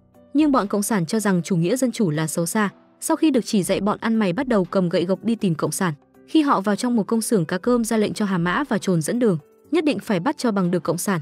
Sau đó tất cả xông vào công xưởng, hai bên bắt đầu đánh nhau loạn xạ. Cá cơm đứng nhìn thấy cảnh tượng này cảm thấy sao mà đau lòng đến thế. Mọi người cũng cho rằng nếu đánh như vậy thì họ sẽ đi chầu Diêm Vương. Cả đám la hét xin tha mạng. Cá cơm nhìn thấy bên trong đó có Min Jae. Ra ngoài, Min Jae hỏi vì sao các người vào đây được. Nghe nói bắt cộng sản là cứu đất nước nên tôi dắt tụi nó tới. Cầm gậy gộc đánh chúng tôi là cứu đất nước sao? Anh cũng biết đói khổ như thế nào rồi. Những người đó không phải là cộng sản mà là những người quá đói khổ nên phải đi làm để kiếm tiền. Sao anh lại đối xử với họ như thế? Sau khi về đến lều, mọi người đành bỏ hết gậy gộc. Du Han đi tới trách là việc đầu tiên mà cũng không làm nổi hả? Công xưởng đó toàn là phụ nữ, sao một đứa cũng không bắt được vậy? Cá cơm đứng lên bảo công xưởng đó không phải là cộng sản. Bây giờ tụi tao không cần đánh người nữa, tao đã biết cách làm việc tốt để kiếm tiền rồi. Hôm sau cá cơm tập hợp mọi người lại. Hôm nay nghỉ ở nhà sửa chữa lại lều, ngày mai bắt đầu đi làm việc tại công trình. Khi mọi người bắt đầu làm việc thì Hà Mã về tới nơi. Hà Mã bảo vẹt vào trong nói chuyện. Anh cho biết lúc nãy ra phố gặp cô Jeonji. Cô ấy gửi cho ông Trùng một lá thư, bên trong ghi em sẽ đợi anh ở phòng trà. Quạ nghe nói vậy liền ngồi dậy giật lá thư cho vào mồm nhai ngấu nghiến. Tại phòng trà, Jeonji đợi Chun Sam rất lâu mà không thấy anh tới. Cô liền đến gặp Hyung do hỏi anh đã gặp Chun Sam chưa. Tôi có gửi thư hẹn gặp nhưng anh ấy không đến. Anh hãy giúp tôi gặp anh ấy được không? Jeonji à, cô đành lòng vì cái thằng đó mà bỏ hết mọi mơ ước của mình sao? Nghe vậy Jeonji đành buồn bã ra về. Cô vừa ra taxi thì cá cơm cũng vừa đi qua nên hai người không nhìn thấy nhau. Đến khi cô lên xe thì cá cơm nhìn thấy. Anh cố chạy theo chiếc xe mà không kịp. Hôm sau Jeonji hớt hải chạy tới tìm Hyung do mà không gặp. Cô đến phòng trà thì thấy Min Jae đang ngồi đó. Min Jae hỏi cô đã xảy ra chuyện gì. Cô lo lắng bảo Sun Jam đã bị đoàn thanh niên bắt đi. Lúc này Kim Pa cũng vừa đi tới. Min Jae đề nghị anh trình bày với chính phủ nhưng Kim Pa từ chối vì nếu là cộng sản thì khó lắm. Jeonji bảo Sun Jam không phải là cộng sản. Nghe vậy Kim Pa bảo Jeonji hãy đến tìm bang chủ thử xem có thể anh ấy sẽ có cách. Thế là Jeonji đến lều tìm cá cơm. Cô xin anh hãy giúp cô cứu Sun Jam ra ngoài, nếu không anh ấy sẽ đi chầu Diêm Vương mất. Bên này Sun Jam bị tra tấn rất dã man. Lúc này Ngón Chân vào hỏi ai là người đứng sau mày giật dây. Nhưng Sun Jam bảo tôi không phải là cộng sản. Thế là bị hắn đánh tiếp. Sun Jam chỉ biết la hét trong sự đau đớn. Cá cơm đến tìm Du Han nói về chuyện của Sun Jam. Làm sao mà Sun Jam lại là cộng sản cho được? Thằng Lee Jae nhất định bắt nhầm người rồi. Đừng lo, chỉ cần đưa cậu ta ra là được. Lúc này có người vào báo Sun Jam đã không còn ở đó nữa. Cá cơm biết ngay là do thằng Ngón Chân. Mọi người tập trung lên xe chạy đi đến nơi ở của Ngón Chân. Du Han xông vào hỏi mày đang làm gì vậy? Ngón Chân nói rằng hắn biết Sun Jam là một tên cộng sản rồi đưa bằng chứng cho mọi người xem. Cá cơm liền giật lấy xé đi. Bây giờ thì hết bằng chứng rồi nhé. Sau đó cá cơm hỏi Ngón Chân rằng giờ mày muốn ăn đấm hay ăn dao. Hai bên xông vào đánh nhau loạn xạ. Du Han đứng quan sát một hồi rồi hét lớn bảo mọi người dừng lại. Sun Jam được đưa vào bệnh viện điều trị. Sun Jam tỉnh lại liền nắm tay Jeonji nói anh không phải là cộng sản. Cá cơm mở cửa nhìn thấy hai người tay trong tay nên đành quay ra. Lúc sau Hyung do vào nói với Sun Jam rằng việc cậu là cộng sản hay không đều nằm trong tay tôi. Còn Jeonji ra ngoài nói chuyện với cá cơm. Em đã nợ ân huệ của Sun Jam rất nhiều. Khi anh nhập ngũ chính Sun Jam đã đưa em ra khỏi kỹ viện. Sau đó với lời mời của Hyung do em đã nhận lời đóng phim. Mẹ của em và mấy đứa em của em cũng nhờ Sun Jam mà sống rất tốt. Nhưng cá cơm không nói gì mà chỉ quay người bỏ đi. Bên này Lee Jae ra lệnh cho Ngón Chân chuẩn bị đến gặp Du Han. Hắn bảo Giang Hàm chuẩn bị súng. Tới nơi bọn chúng xông vào văn phòng của Du Han đánh đàn em còn đập phá tan tành. Du Han đang say nằm trong kỹ viện thì đàn em vào báo tin. Du Han về văn phòng vô cùng tức giận. Cá cơm tới ngồi xuống bảo vì chuyện của Sun Jam nên tao sẽ chịu trách nhiệm. Đây là cuộc đấu của tao và Lee Jae. Tao cũng vậy, tao không thể để cho thằng Ngón Chân tiếp tục như vậy được nữa. Và thế là họ cấp tốc lên xe đến trụ sở của Lee Jae trả thù. Nhưng khi vào trong lại không thấy ai hết, chỉ có tờ giấy để lại. Lee Jae hẹn họ gặp ở Cho Jong. Tại Cho Jong, tên Lee Jae đã chuẩn bị hết mọi thứ để đón Du Han tới đối đầu. Lúc sau Du Han cùng nhóm ăn mày đã có mặt. Du Han lạnh lùng bảo ngày này năm sau sẽ là ngày giỗ của mày. Dù là cơm đám giỗ tao cũng không từ chối. Du Han tức giận định xông vào thì cá cơm cản lại. Anh cởi áo ra bảo trước tiên tôi phải quyết một trận sinh tử với Ngón Chân. Cá cơm và Ngón Chân lập tức đấu tay đôi với nhau. Hai bên chiến đấu kịch liệt. Cá cơm kẹp cổ Ngón Chân từ phía sau. Sau khi thoát được, Ngón Chân liền lấy gậy đánh cá cơm. Thế nhưng cây gậy đã bị cá cơm đá bay. Bỗng có một chiếc xe chạy tới. Người đàn ông bước xuống bảo bọn họ dừng lại. Nhà lãnh đạo Kim Gu Sun vừa mới qua đời do trúng đạn. Vậy mà các cậu còn ở đây đánh nhau được sao? Nói rồi ông buồn bã lên xe rời đi. Về căn lều mọi người cùng bắt chí cho nhau. Sau đó cá cơm và bảo mọi người cùng đến văn phòng của Du Han. Tại đây ông Giang đưa nhóm người Lee Jae đến ngồi đợi bên Du Han tới để hòa giải. nhưng mà chờ hoài vẫn không thấy họ tới. Cuối cùng bực bội, ông Giang đề nghị gọi món gì đơn giản vừa ăn vừa đợi. Lúc này bên ngoài Du Han và cá cơm cũng vừa đến. Khi hai người vào trong ngồi, ông Giang yêu cầu gọi món ăn trước. Hai bên đang nói chuyện phân chia khu vực thì Ly Dê tức giận đứng lên. Ông Giang liền tới nắm tay hai người lại với nhau. Có người vào báo đã xảy ra chuyện, thế là mọi người liền chạy ra xem. Một người đàn ông đang đánh nhau với các đàn em ở ngoài đường. Du Han định xông vào thì cá cơm ngăn lại. Kết thúc cuộc đánh, Du Han bước ra bảo tao là người quản địa bàn này, mày là ai mà làm loạn ở đây. Trong khi đó tranh thủ lúc cô gái lơ là chân đất lén xách túi chạy đi. Cũng tại đàn em của cậu định bắt cô gái này.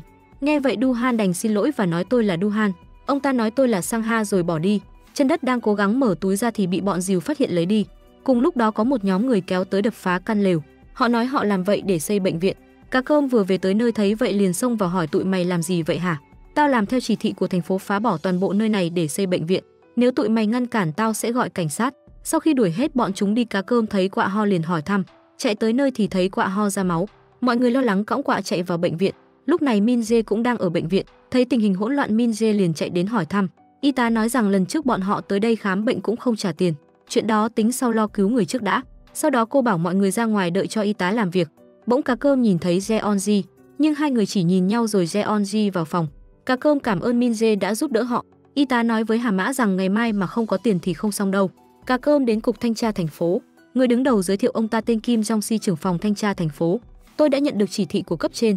Họ nói là sẽ xây bệnh viện trên mảnh đất đó. Chúng tôi đã sống ở đó lâu rồi và sau này cũng sẽ ở đó. Nếu vậy thì chỉ còn cách huy động lực lượng cảnh sát. Cá cơm tức giận nắm cổ áo ông ta bảo tôi biết ông đã làm gì trước giải phóng. Tôi sẽ nói cho mọi người biết những việc làm xấu xa của ông. Tôi sẽ nói cho mọi người biết ông là người từng diệt trừ những người đấu tranh cho độc lập nước nhà. Được rồi, trong vòng 4 ngày hãy đem 200.000 won đến mua quyền sở hữu đất. Cá cơm đến gặp Du Han hỏi tiền nhưng Du Han không có. Cá cơm đành đến tìm Hyung Do để hỏi tiền. Anh ta rên rỉ bảo không có tiền nên cá cơm buồn bã đành ra về. Bên này Sang Ha bắt tên ăn mày hỏi ở khu chợ này ai là người ăn cắp nhanh nhất. Hắn khai đó là thằng chân đất ở dưới chân cầu. Thế là ông ta đến lều tìm chân đất. Ông ta đánh chân đất ngã xuống hỏi cặp của tao đâu, nhưng chân đất nhất quyết nói không có lấy.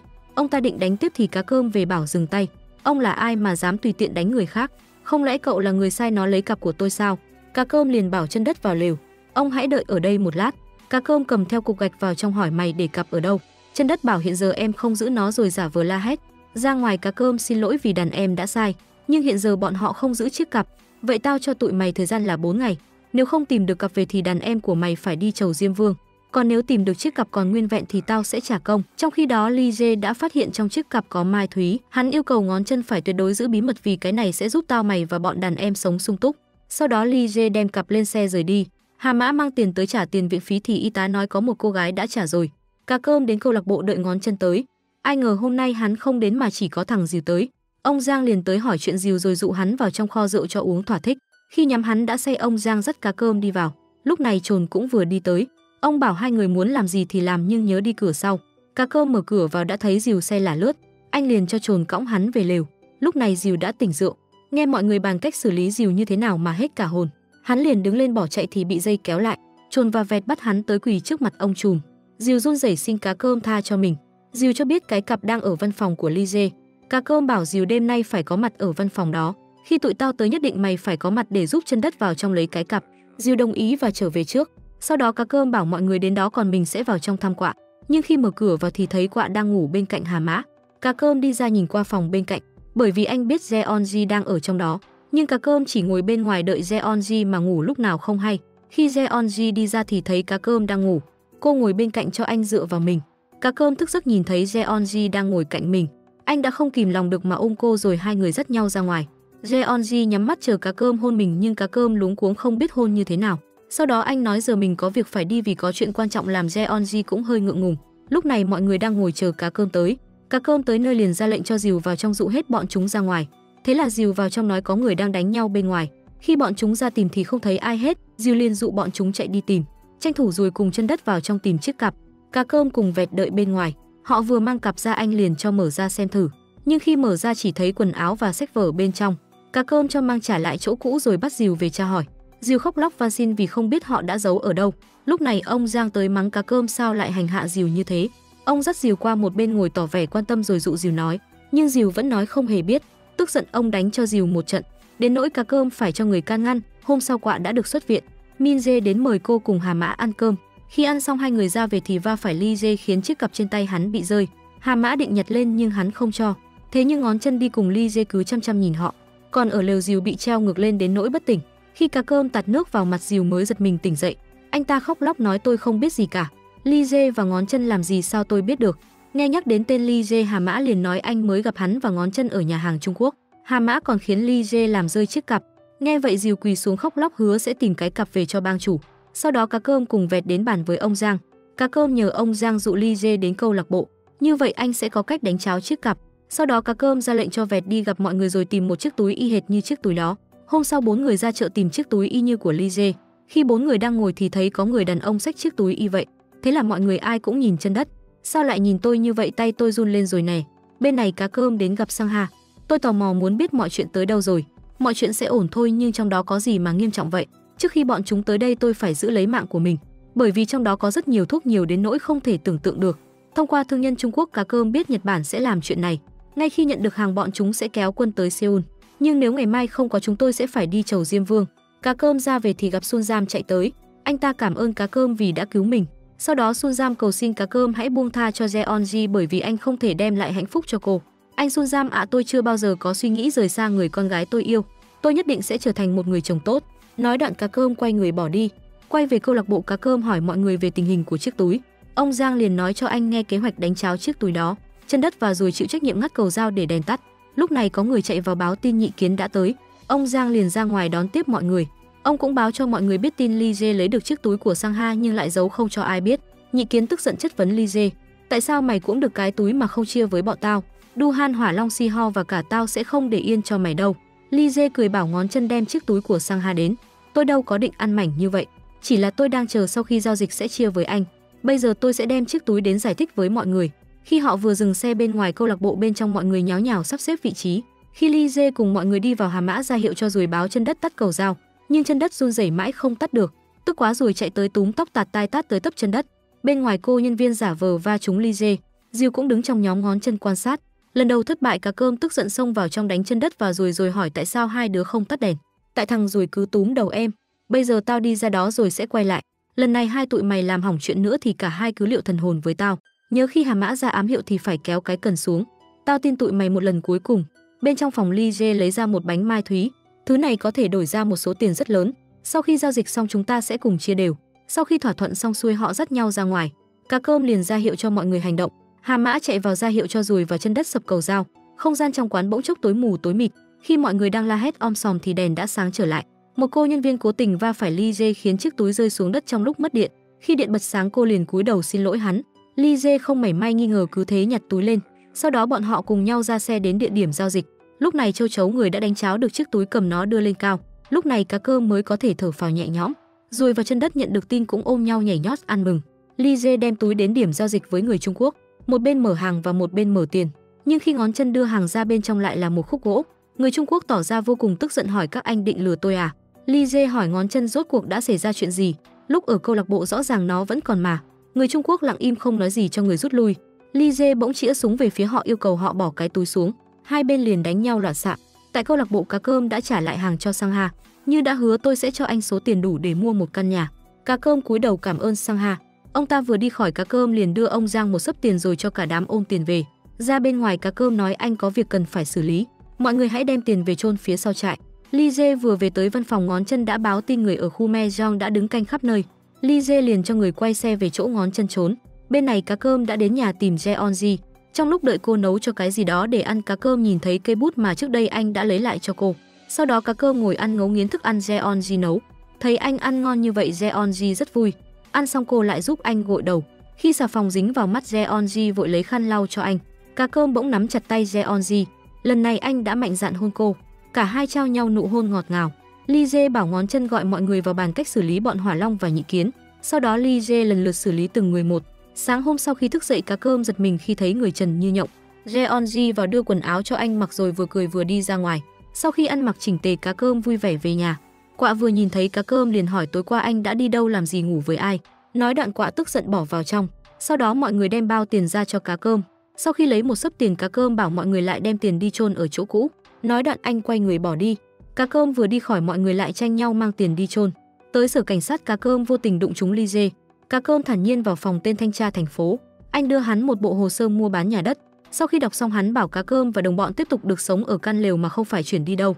Xong việc cá cơm tới tìm Amber. Mày vẫn còn nợ những người ăn mày ở Đại Hàn Dân Quốc nhiều lắm. Nói rồi cá cơm tặng cho Amber một cái tát trời giáng. Bên này Du-han đã nhận được tin Lee Jae cho đàn em lên Seoul quậy đục nước. Du-han tức giận cho tập hợp đầu gấu đầu mèo ở quận Sangjin và những vùng lân cận. Du-han vừa tới văn phòng của Lee Jae, hắn đã giới thiệu Amber trưởng phòng thanh tra thành phố cùng cảnh sát Han Ju-min. Du-han đành nhịn nhục hắn mà ngồi xuống. Lúc này Du-han thấy Hyung Do niềm nở mang chậu cây vào chúc mừng Lee Jae. Du-han chỉ biết đưa ánh mắt bất mãn nhìn Hyung Do. Trong khi đó những người ăn mày ở lều đang đào hố chôn tiền. Lần đầu tiên thấy số tiền lớn như vậy ai cũng muốn nhìn mãi thôi, rồi đưa ra ý kiến mỗi người lấy một tờ tiền. Làm như vậy thì bang chủ sẽ không phát hiện. Dưới sự thuyết phục của mọi người, Vẹt đã siêu lòng. Bên này cá cơm tới tìm ông Giang tâm sự anh muốn cưới Jeonji làm vợ. Thế nhưng ông Giang lại khuyên cá cơm nên suy nghĩ lại. Dù sao Jeonji cũng là một diễn viên. Nếu Jeonji lấy một thằng ăn mày như cậu thì ai chịu xem phim cô ấy đóng nữa. Trong khi đó Trồn bắt đầu đi hẹn hò nhăng nhít. Quạ sắm cho mình một bộ váy và một đôi giày mới. Hà Mã cũng mua được cho bản thân một chiếc mũ. Còn Dùi và Chân Đất thì đến nhà hàng ăn một bữa ngon lành. Hai người ăn no đến mức không thể ăn nổi nữa nhưng thức ăn vẫn còn rất nhiều. Rồi liền đưa ra ý kiến để cả hai cùng uống rượu. Nghe cũng khoái khoái, Chân Đất liền đồng ý. Sau khi ăn uống no say, hai người ra về trong tình trạng say ngoác cần câu. Lúc này Vẹt đang nằm trên đống tiền khoái chí lăn qua lăn lại cho đã. Quạ và Hà Mã còn đi mua vé xem phim với nhau. Đúng lúc này Hyung Do nhìn thấy, anh liền gọi Du-han hỏi cá cơm có mối làm ăn lớn hay sao mà bọn ăn mày có nhiều tiền lắm. Du-han nói không biết rồi khó chịu tắt máy. Hyung Do bỗng thắc mắc về vụ cướp tiền. Tại lều Vẹt vừa gom tiền vào túi thì cá cơm về hỏi tụi nó đâu hết rồi. Dứt lời anh nghe thấy tiếng Chân Đất và Dùi về. Hai người bảo họ đã mua rất nhiều đồ ăn ngon. Cá cơm thắc mắc hai người lấy đâu ra tiền. Đúng lúc này Hà Mã và Quạ cũng vừa về tới. Cá cơm thắc mắc bọn họ lấy đâu ra tiền để mua những thứ này. Chuyện này là như thế nào? Tụi mày mau vào lều tập hợp cho tao. Sau đó mọi người xếp hàng để cá cơm đánh một trận. Tao đã bảo đem tiền chôn mà sao không chịu nghe. Cả đám bắt đầu người này đổ lỗi cho người kia.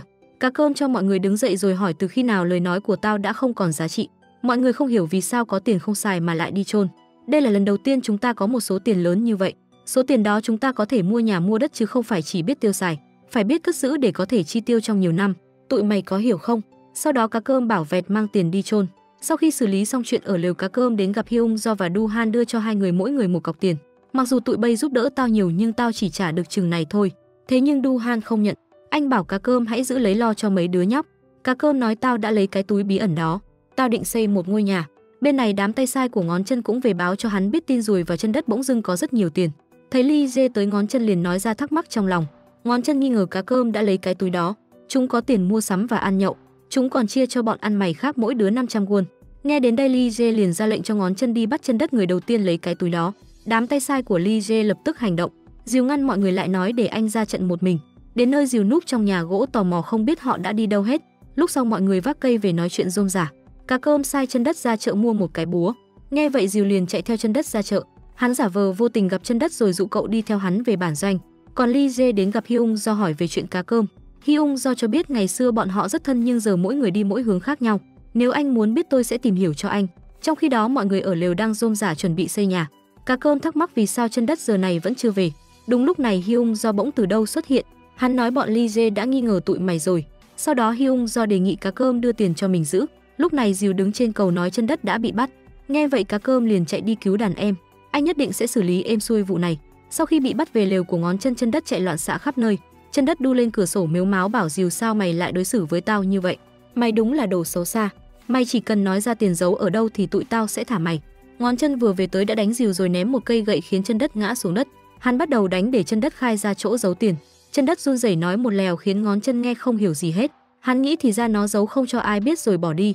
Khi Ngón Chân đến văn phòng thì thấy tụi ăn mày. Hắn đi tới hỏi tụi mày đến đây làm gì. Hà Mã bảo tụi tao đứng đợi bang chủ. Bên trong cá cơm yêu cầu Lee Jae thả Chân Đất. Tao nghe nói mày đã tráo chiếc túi.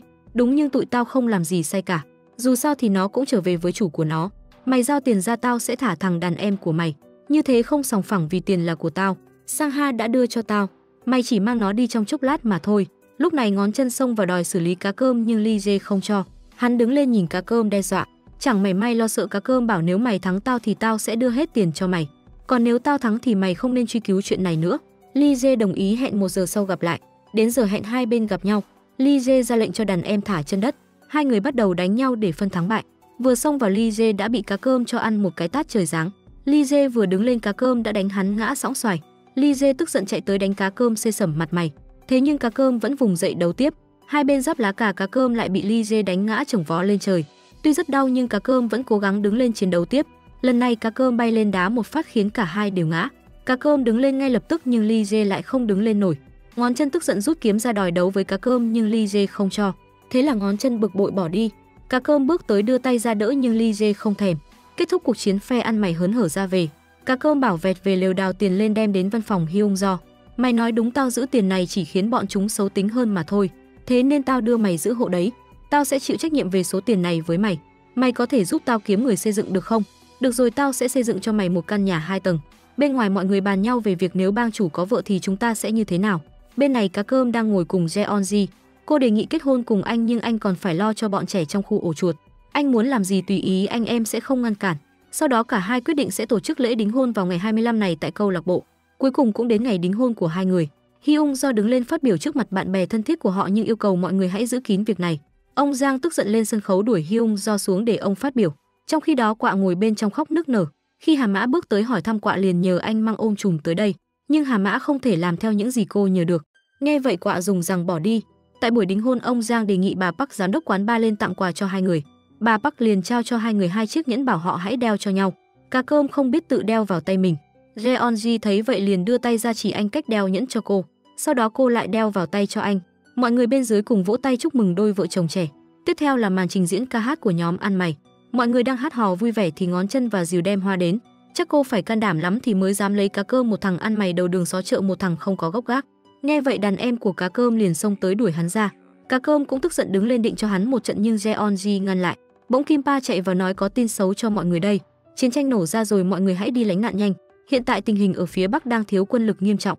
Cho dù tất cả thanh niên đi nhập ngũ cũng không đủ. Nếu vậy tôi cũng sẽ đi nhập ngũ. Chuyện này tôi sẽ quay về đồn tìm hiểu xem sao rồi báo tin cho anh. Kim Pa định đi thì nghe tiếng mẹ gọi. Anh quay lại bảo mẹ đừng lo lắng cho con mà hãy nghe lời con đi tới nơi an toàn lánh nạn. Ra ngoài cá cơm nhờ Kim Pa giúp mình đưa Jeonji về. Jeonji thắc mắc cá cơm không thể đi lánh nạn cùng cô được sao? Anh phải ở lại nơi này. Em hãy về nhà thu dọn đồ đạc đi. Nghe vậy Jeonji cũng đành lên xe về cùng mọi người. Cá cơm chỉ biết đứng nhìn theo người vợ mới đính hôn chưa được bao lâu đã phải chia lìa. Sau đó nhóm ăn mày cùng đi với nhau. Cá cơm yêu cầu Châu Chấu ở lại quán bar chờ tin tức rồi cả bọn chạy về lều. Trong khi đó Hyung Do về văn phòng vội ôm tiền chạy đi. Về đến lều Vẹt hỏi cá cơm có muốn đi nhập ngũ thật không? Vẹt à, trong lúc tao đi nhập ngũ mày ở nhà chăm lo cho chúng nó tốt nhé. Nhưng mọi người ai cũng muốn cùng đi nhập ngũ với cá cơm. Vẹt bảo nếu cá cơm đi thì tao sẽ cùng đi, còn tụi mày không được đi theo. Thế là cả bọn lại cãi nhau om sòm. Cuối cùng cá cơm quyết định tất cả sẽ cùng đi. Bỗng Du Han chạy tới gọi mọi người nhanh đến ga. Chậm trễ là không còn tàu để đi lánh nạn đâu. Chúng tôi sẽ ở lại đây để nhập ngũ. Nếu cầu sông Hàn bị cắt thì các cậu chỉ còn nước đi chầu Diêm Vương mà thôi. Lúc này cá cơm bảo mọi người hãy ở lại đây chờ tin tức của Kim Pa, tôi sẽ quay lại ngay. Trong khi đó Jeonji đang thu xếp quần áo. Hi Chin chạy vào hối Jeonji hãy đi ngay bây giờ vì Du Han nói đã hẹn gặp Chun Sam ở tàu rồi. Nghe vậy Jeonji mới chịu đi. Còn cá cơm gọi cho cô mà không thấy ai trả lời. Anh vừa đi ra thì gặp Kim Pa và Vẹt chạy tới bảo phải lên xe đi đến chỗ mộ quân. Thế là mọi người cùng nhau lên xe chạy đi. Bỗng cá cơm phát hiện không thấy Quạ đâu. Lúc này Quạ đang thất tình đi lang thang thì thấy mọi người dọn đồ đi hết. Cô hốt hoảng chạy về lều thì lại không thấy ai. Jeonji ngồi trên xe mà cứ nhìn ra bên ngoài tìm kiếm Chun Sam. Cuối cùng chiến tranh nổ ra, bom đạn dội xuống khắp nơi. Hai bên bắn nhau kịch liệt còn đội cá cơm nằm ngủ ngon lành. Vẹt và Hà Mã núp ở một bên quan sát. Khi thấy tình hình nguy kịch liền gọi cá cơm dậy. Cá cơm phân công việc cho từng người chuẩn bị chiến đấu. Thấy nhóm ăn mày xả súng và lựu đạn tới tấp, quân địch đành rút lui.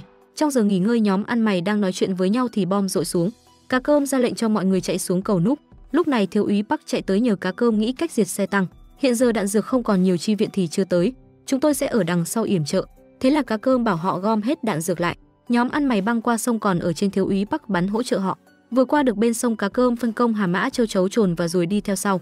Khi cả nhóm tiến gần đến xe tăng, cá cơm chỉ huy Vẹt và Châu Chấu cùng chạy theo mình tiến tới xe tăng. Đằng sau chân đất rồi Hà Mã bắn yểm trợ. Cá cơm ném lựu đạn vào xe tăng làm nó nổ tan tành. Thiếu úy Park cảm thấy rất hài lòng với nhóm ăn mày. Sau đó cá cơm gọi mọi người về trại ăn cơm. Nghe thấy được ăn cơm ai cũng mừng, về đến trại ai cũng mệt lả sau một trận đánh. Lúc này Ruồi báo cho cá cơm biết tin mình đã mất mũ. Cá cơm ra lệnh cho chân đất tìm cho Ruồi cái mũ. Thấy chân đất than phiền, Ruồi liền ném cho cái bánh. Thế là chân đất đồng ý ngay. Lúc này có một binh sĩ đang đi vệ sinh. Chân đất nhanh chân lẹ tay tới cướp chiếc mũ rồi chạy đi. Diêu liền báo cáo lại chuyện này với thiếu úy Park. Bên này nhóm ăn mày cũng ngồi nghe rồi cười khoái chí. Bỗng có xe chỉ huy chạy tới. Cả nhóm ăn mày đều ngạc nhiên khi thấy tên Amber ở trong quân đội. Vào trong lều họp, tên Amber yêu cầu tiểu đoàn kết hợp với quân đội Seoul tấn công căn cứ 486. Bây giờ ở đây đang có đội ăn mày phải không? Hãy ra lệnh cho bọn họ đi công kích căn cứ 486. Mặc dù thiếu úy Park bảo họ vừa mới trải qua chiến trận ác liệt nên binh lính đều đã mệt và đề nghị cho đội khác đi, nhưng hắn không quan tâm bắt đội ăn mày phải đi. Thiếu úy Park đành đến ra lệnh cho đội ăn mày phải đi phục kích trong đêm. Cá Cơm tỏ ra rất khó chịu với mệnh lệnh này. Tên Amber đi tới bảo hải quân địch đang tiến vào căn cứ 486, cho nên chúng ta cần phục kích trong đêm để tấn công bọn chúng. Nếu như ngươi muốn kháng lệnh thì xử theo quân luật. Thế là đội Cá Cơm lại phải cầm súng lên đường theo nhiệm vụ. Diều ở lại vẫy tay tạm biệt mọi người. Trong khi đó Kim Pa chở Jeonji đến quân đội hỏi thăm tin tức về Cá Cơm. Thiếu úy Park bảo họ đã đến căn cứ 486 phục kích. Kim Pa thắc mắc vì đó là chỗ đóng quân của quân đội nhân dân, chỉ là đi phục kích thôi, sáng mai họ sẽ về. Kim Pa đến nói cho Jeonji biết tin. Thiếu úy Park dắt cô vào xem chỗ nghỉ của Cá Cơm, nhìn thấy chiếc mũ rách anh để quên cô tới cầm lên mà đau lòng. Sau đó cô ra về cùng Kim Pa và hẹn sáng mai sẽ trở lại. Khi trời đã tờ mờ sáng, đội ăn mày vẫn đang nằm ngủ ngon lành. Cá Cơm ra bờ suối rửa mặt thì nghe có tiếng động. Cá Cơm liền cầm súng chạy tới hỏi ai đó. Là tôi đây, chúng ta phải công kích căn cứ ngay bây giờ. Cá Cơm nghĩ Amber đang muốn đẩy anh vào cửa tử. Tại lều, tên Amber ra lệnh cho binh lính gọi thiếu úy Park công kích. Anh ta chạy tới nói với Cá Cơm tôi sẽ yểm trợ cậu. Cá Cơm cho dùi vào chân đất tấn công bên phải. Vẹt và Trồn đến gần tới chỗ tấn công. Còn Châu Chấu và Hà Mã theo tao, nhớ mang theo lựu đạn. Mỗi người một nhiệm vụ. Đội ăn mày bắt đầu tiến lên áp sát căn cứ. Hai bên bắn súng ác liệt, tình hình vô cùng căng thẳng. Lúc này Hà Mã đang mang lựu đạn chạy tới cho đội. Ở xa Diều và thiếu úy Park cũng bắt đầu cho quân tiến lên. Trong lúc nguy cấp, Cá Cơm gom hết lựu đạn lại một chùm. Vẹt hỏi anh định làm gì vậy? Chúng ta phải tấn công thẳng vào đó. Cá Cơm đứng lên hôn chiếc nhẫn như lời tạm biệt rồi ném chùm lựu đạn về phía quân địch. Đằng sau binh lính bắt đầu tiến lên. Cuối cùng cũng đã công kích thắng lợi. Thiếu úy Park gọi về báo tình hình cho tên Amber biết. Cá Cơm thì đang bị thương ở tay. Lúc này thiếu úy Park bảo chỉ huy ra lệnh rút lui ngay lập tức, nhưng đội Cá Cơm vẫn phải ở lại đây phục kích. Thiếu úy Park bảo Diều để lại bộ đàm rồi rút lui. Đội Cá Cơm đi theo đường hầm tìm chỗ nghỉ ngơi. Chân Đất và Diều tìm được hũ thức ăn đem về cho mọi người cùng ăn. Vì Chân Đất tham ăn tham uống, thế là bị mọi người đuổi đi. Chân Đất bò đến bên Cá Cơm nói với ông trùng bọn nó đánh em kìa. Vậy đừng vào đó, cứ ở đây chơi đi. Sau đó Cá Cơm ngồi cầm chiếc nhẫn lên ngắm. Jeonji nhờ Kim Pa gọi bộ đàm để cô được nói chuyện với Cá Cơm. Đội ăn mày đang nghỉ ngơi thì nghe tiếng bộ đàm, rồi tới nghe thì thấy người gọi tới là Kim Pa, rồi liền báo cho Cá Cơm biết tin. Nghe tin Cá Cơm liền chạy tới. Kim Pa bảo anh hãy nói chuyện với Jeonji. Cô nói em đã tới tìm anh nhưng họ nói anh đã đi rồi. Sao em tới đây làm gì, ở đây rất nguy hiểm. Em hãy bảo Kim Pa đưa em về đi, bởi vì em rất nhớ anh. Em yêu anh nên anh không được ngỏm củ tỏi đâu. Chúng ta nhất định phải sống để gặp lại nhau em nhé. Kết thúc cuộc gọi, Cá Cơm buồn bã cầm chiếc nhẫn nhìn về xa xăm, còn Jeonji theo Kim Pa lên xe rời đi. Chân Đất thấy ông trùng buồn nên nhả kẹo cao su ra đưa bảo em đã sai rồi. Cá Cơm nhìn cười nói mày cứ ăn đi. Bỗng lúc này Cá Cơm phát hiện bên dưới lính đến rất nhiều. Cá Cơm nghĩ Amber đã lừa họ rồi ra lệnh rút lui nhanh. Trong khi đó ở lều, Amber đã cho toàn bộ binh lính rút quân. Thiếu úy Park bảo tôi đã hứa với họ sẽ cho quân chi viện tới. Ở đây không có lời hứa nào cả, chỉ có mệnh lệnh mà thôi. Sau đó Amber cầm súng ra bắt thiếu úy Park phải rút lui. Đúng lúc Cá Cơm chạy về tới nơi hỏi thiếu úy Park đang làm gì vậy. Amber bảo các anh được lệnh ở lại trấn giữ căn cứ, sao lại tự ý quay lại. Cá Cơm hỏi tại sao cho rút quân đi mà chỉ để chúng tôi ở lại. Đây là mệnh lệnh, cậu phải nghe theo. Cá Cơm tức giận đến chặn đầu xe lại. Tên Amber rút súng bước xuống xe. Cá Cơm vạch áo ra nói tim của tao nằm đây này, mày bắn đi. Khi hắn vừa chĩa súng tới Cá Cơm thì binh sĩ ăn mày cũng chĩa súng về phía hắn. Bỗng lúc này có nhiều tiếng nổ vang lên. Amber vội lên xe chạy đi, đội ăn mày cũng chạy tán loạn. Hai bên bắn nhau kịch liệt, Trồn bị thương nằm la hét. Cá Cơm ra lệnh rút lui lên núi nhưng địch đến rất đông. Mọi người vừa chạy vừa bắn nhau với địch. Lúc này Diều cũng đang lồm cồm bỏ chạy. Bên này mọi người cùng nhau dìu Trồn chạy lên núi nhưng đã thất lạc Cá Cơm. Ruồi ở đây cũng đang la hét gọi tên Cá Cơm. Trong khi đó Cá Cơm một mình dụ địch chạy vào rừng. Ai ngờ khi hai bên giáp mặt nhau, súng Cá Cơm lại không còn đạn. Bỗng tên địch nhận ra người trước mặt là Cá Cơm. Ông trùng, tôi là Jong Tae đây. Rồi nhảy xuống hố núp, ai ngờ Diều cũng nằm ở đây. Nhưng cuối cùng cả hai cũng bị địch phát hiện. Nhóm của Vẹt dắt nhau đi dọc bờ suối. Chân Đất cứ thắc mắc vì sao không thấy Ruồi và Cá Cơm đâu. Lúc này Cá Cơm đang ngồi nói chuyện với Jong Tae. Cậu ta khuyên Cá Cơm nên gia nhập quân đội nhân dân. Bởi ở Nam Triều Tiên người ta kiếm được tiền thì tiêu xài hết, còn Bắc Triều Tiên thì khác. Người ta kiếm được tiền thì sẽ đóng góp phần nhiều cho quốc gia. Thế giới này dù có thay đổi thì ăn mày cũng không trở nên giàu có được đâu. Bỗng dưng có một tên địch tới giơ súng định bắn Cá Cơm thì bị Jong Tae bắn hạ. Jong Tae lo sợ không biết phải làm sao. Cá Cơm bảo Jong Tae hãy tin mình. Tôi không phải ai khác mà là ông trùng đó, mau đi thôi. Bên này mọi người đang xem vết thương của Trồn. Vẹt cầm cây dao lên bảo mọi người hãy giữ Trồn lại để anh lấy viên đạn ra. Bên này Ruồi hỏi Diều sao mày lại ở đây. Trong lúc rút quân tao mệt quá nên nằm nghỉ một chút thì bị bỏ lại. Sau này chiến tranh kết thúc tao sẽ làm lại từ đầu, sống một cuộc sống đàng hoàng. Nhóm của Vẹt đang băng bó vết thương cho Trồn thì thấy ông trùm đang đi cùng địch tới. Mọi người vội núp quan sát. Vẹt đứng từ xa tưởng ông trùm bị địch bắt nên ngắm bắn 2 phát vào Jeong Tae. Cả bọn mừng rỡ chạy ra đoàn tụ với ông trùm. Nhưng ai ngờ khi chạy tới thì phát hiện đó là Jeong Tae chứ không phải địch. Mọi người đau khổ khuỵu xuống bên Jeong Tae. Cá Cơm đau đớn chỉ biết cầm súng bắn lên trên không. Sau khi chôn cất Jeong Tae, Cá Cơm bảo tôi xin lỗi Jeong Tae, hãy tha thứ cho tôi rồi ra lệnh mọi người đi thôi. Nhưng Vẹt nhất quyết không chịu đi. Thằng Jeong Tae là một đứa nhát gan, tôi phải ở lại đây cùng nó. Cá Cơm tức giận đánh cho Vẹt mấy phát. Mày tỉnh lại đi, đó không phải là lỗi của mày. Nói rồi hai người ôm nhau khóc ngất. Mọi người nhìn ai cũng đau lòng. Cuối cùng mọi người lặng lẽ dắt nhau lên đường trong nỗi khổ tột cùng. Cuộc chiến tranh vô nghĩa để lại nỗi mất mát không thể nào bù đắp được. Trong đêm tối, Vẹt nhìn lên trời tự hỏi tại sao họ lại gây ra chiến tranh làm gì. Tôi cũng không hiểu tại sao mình lại cầm súng như vậy. Tất cả chúng ta cùng là người một nhà, cùng nói tiếng Triều Tiên. Không phải bọn Tây cũng không phải bọn Nhật mà là người cùng tổ tiên với chúng ta. Đều là anh em một nhà mà sao lại gây chiến tranh như thế này. Bây giờ chúng ta hãy tìm rồi quay về nhà. Hôm sau mọi người cùng nhau lên đường thì phát hiện binh lính của Kim Pa cũng đang hành quân nên đi cùng.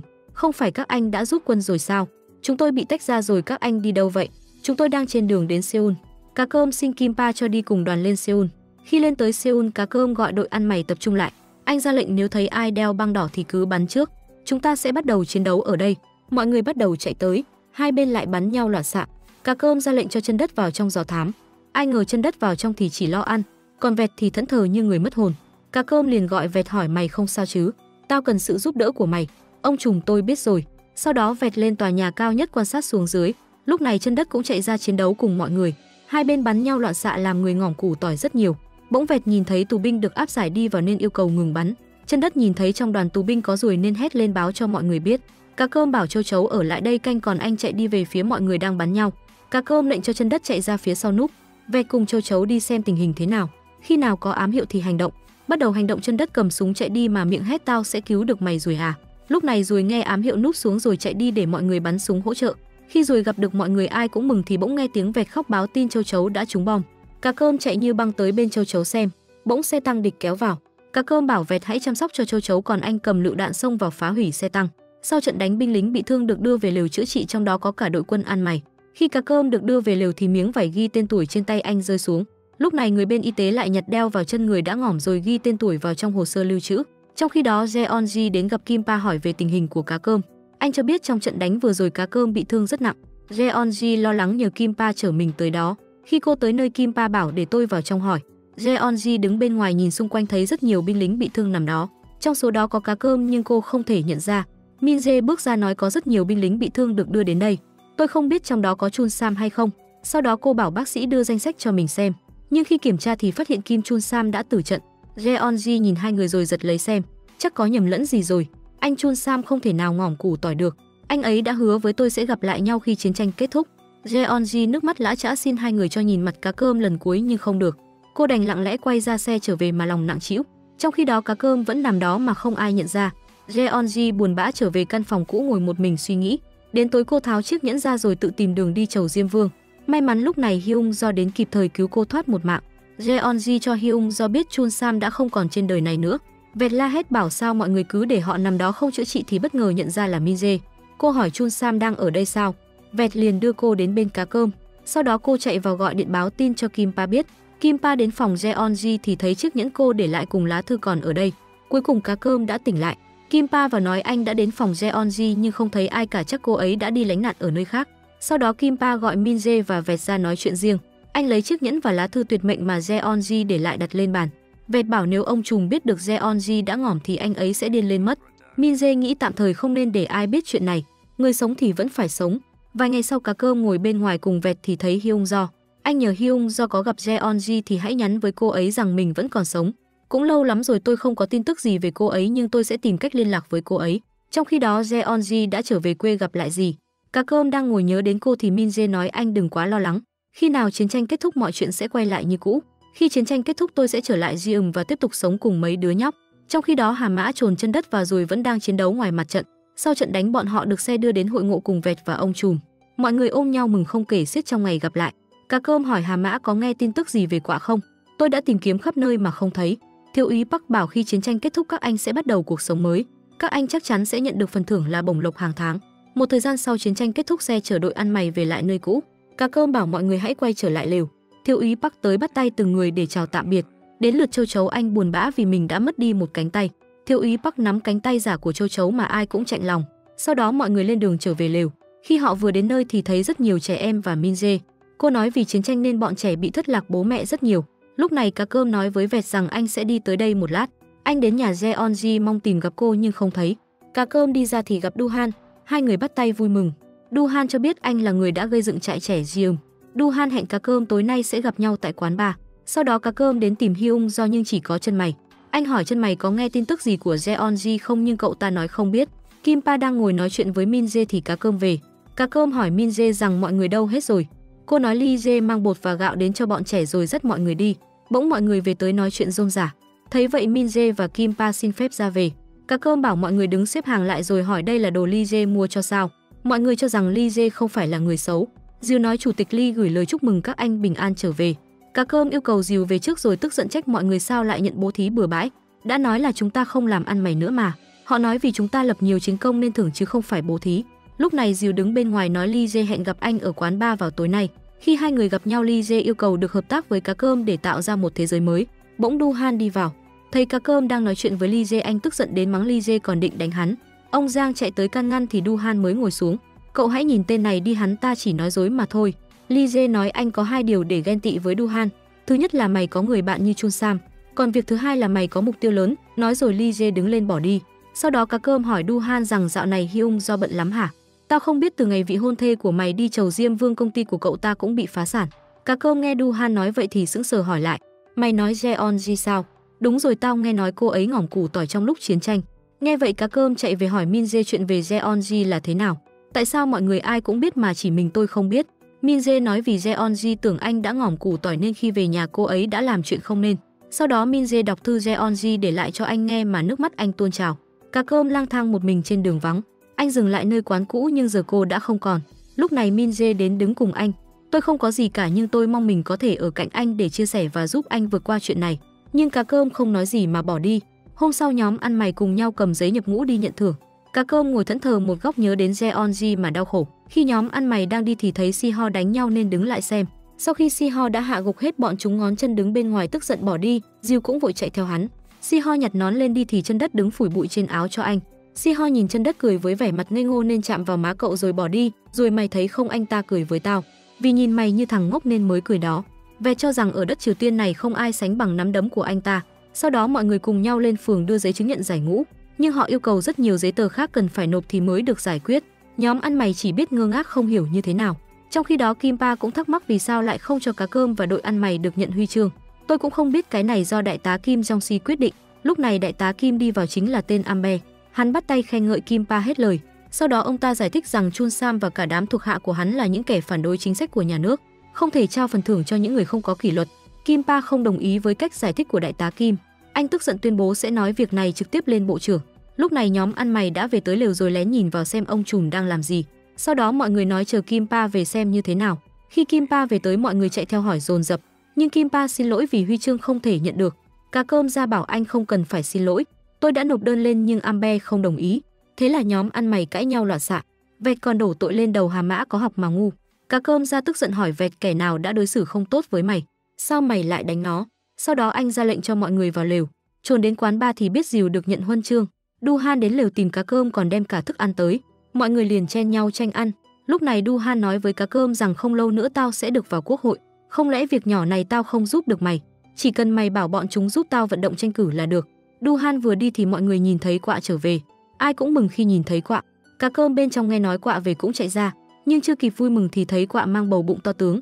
Tối đến Hà Mã ngồi lặng lẽ nấu cháo đem đến đặt trước cửa cho Quạ, nhưng cô không ăn còn tạt vào người anh. Hà Mã không giận mà còn khuyên cô hết lời. Anh khóc lóc bảo cô còn sống quay về là đã mừng lắm rồi. Bụng to thì có sao đâu chứ, tôi vẫn luôn nghĩ đến cô mà thôi. Quạ bên trong nghe những lời Hà Mã nói mà nước mắt tuôn trào. Bỗng cô thấy bụng mình lên cơn đau dữ dội. Cá Cơm đi ra bảo không lẽ Quạ sắp sinh rồi. Kim Pa vội chạy đi tìm Min Jae. Bên trong Quạ chuyển dạ đau đớn la hét, mọi người bên ngoài lo lắng đứng ngồi không yên.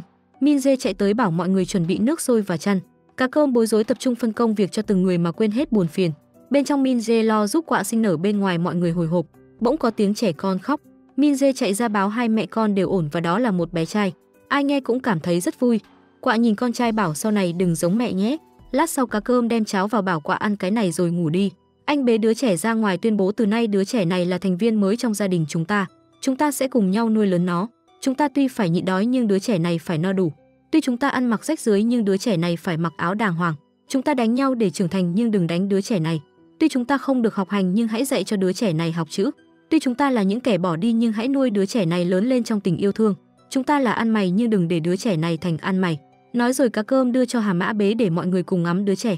Sáng sớm Cá Cơm mở cửa sổ ra nhìn bọn trẻ bên ngoài. Anh cảm thấy lòng mình như sống lại. Anh nhận ra rằng mình phải quên đi quá khứ để còn lo cho bọn trẻ mồ côi. Anh cởi sợi dây chuyền ra rồi đem lá thư Jeonji ra ngoài đốt đi. Trong khi đó Jeonji cùng Hichin tạm biệt gì để trở lại Seoul. Cá Cơm gọi mấy đứa thức dậy ra tập hợp mà không thấy ai. Thế là anh mang xô nước vào tạt khiến mọi người giật mình thức dậy. Ra ngoài tập hợp Cá Cơm bảo từ giờ chúng ta sẽ không làm ăn mày nữa. Chúng ta sẽ làm mọi việc để kiếm tiền nuôi mình và bọn trẻ. Mọi người đang đi làm việc thì Ruồi và Chân Đất thấy Diều đang đi gọi vận động tranh cử cho Lise. Thế là Ruồi đề nghị sẽ phát tờ rơi giúp. Tưởng thật Diều cảm ơn rồi đưa hết tờ rơi cho Ruồi. Ai ngờ Ruồi lại cho vào gùi Chân Đất mang theo. Bỗng Chân Đất đang đi thì bị kẹt lại phải nhờ Ruồi kéo ra. Hà Mã và Châu Chấu thì kiếm củi bằng cách gỡ hàng rào nhà người ta. Sau đó còn tới công trình giàn giáo người ta đang xây dựng vác gỗ chạy đi. Chân Đất tìm đâu ra cái chuông mừng rỡ không thôi. Một ngày ra chợ làm việc cật lực của nhóm ăn mày khi trở về ai cũng một gùi đầy nhóc. Mọi người mỗi người một tay bắt đầu dựng lại nhà. Sau đó cùng cởi áo chồng mông cho Cá Cơm tạt nước cho mát. Lúc này Minje đem nước ra cho mọi người uống. Chân Đất chạy tới lấy nguyên xô đưa lên uống ai ngờ làm đổ hết trơn. Cá Cơm vào nhìn căn nhà mới xây xong cảm thấy rất hài lòng. Bây giờ chúng ta tới văn phòng Duhan trước nhé. Nhưng Kim Pa cho rằng nên đến chỗ Lise trước. Cá Cơm đi cùng với Kim Pa đến gặp Lise. Cá Cơm hỏi nếu như thắng cử anh có thể làm chứng minh nhân dân cho tất cả mọi người không. Kim Pa còn nhờ Lise giúp có một căn nhà kiên cố cho bọn trẻ mồ côi. Lise liền đồng ý các yêu cầu nếu giúp mình thắng cử. Jeonji về lại căn nhà cũ. Cô đến bàn thì không thấy chiếc nhẫn và lá thư đâu hết. Tiếp theo Cá Cơm và Kim Pa đến văn phòng Duhan. Anh cũng nêu ra yêu cầu như thế. Sau đó hai người ra về. Tối đến Cá Cơm uống rượu cùng Kim Pa. Hai người ngồi tâm sự về chuyện tình cảm. Kim Pa hỏi Cá Cơm cũng lớn rồi không định kết hôn sao?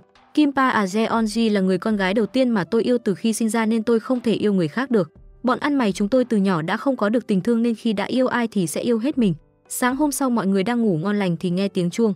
Ve giật mình dậy hỏi thằng nào đem cái chuông về thế hả? Lúc này Chân Đất nói ông trùm mang xô nước vào kìa. Mọi người liền hớt hải chạy ra ngoài thì không thấy ông trùm đâu.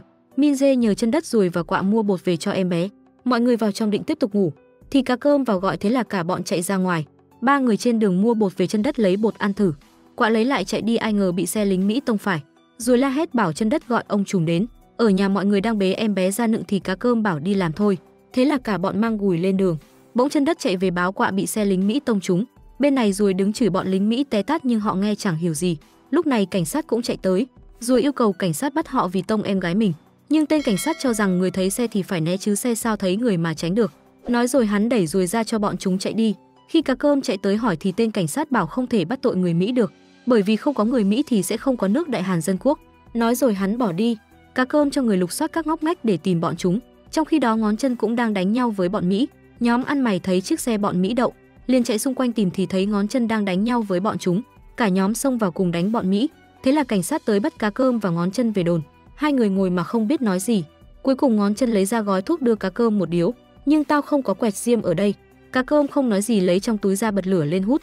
Thấy Ngón Chân thích bật lửa nên Cá Cơm cho luôn. Sau đó Ngón Chân nhớ lại lúc hai người nằm ở đường ray xe lửa. Có chuyện này tao muốn hỏi mày. Lúc tao với mày thi đấu ở Daegu tại sao mày lại có gan to như vậy? Ngón Chân ngồi chờ câu trả lời của Cá Cơm thì bỗng nghe tiếng gõ om sòm bên ngoài. Hai người đứng lên nhìn ra. Ở ngoài mọi người tập trung gõ thì Diều chạy lên tuyên truyền ủng hộ Đảng Tự Do. Cảnh sát han hét bảo Diều bước xuống. Các người hãy mau giải tán nếu không sẽ bị tống cổ vào tù. Thế nhưng không ai nghe hắn còn bắt đầu hát trước sở cảnh sát. Vẹt đến nhờ Lise cứu Cá Cơm ra ngoài. Khi Lise đến nơi thấy mọi người xô đẩy nhau trước sở cảnh sát nên ra lệnh trật tự. Lise vào trong gặp cảnh sát trưởng Han hỏi anh muốn tôi thua trong đợt tranh cử này hả? Bọn Mỹ có đi bỏ phiếu không? Sau đó bắt hắn lập tức thả người ra. Cuối cùng Cá Cơm và Ngón Chân được thả ra ngoài.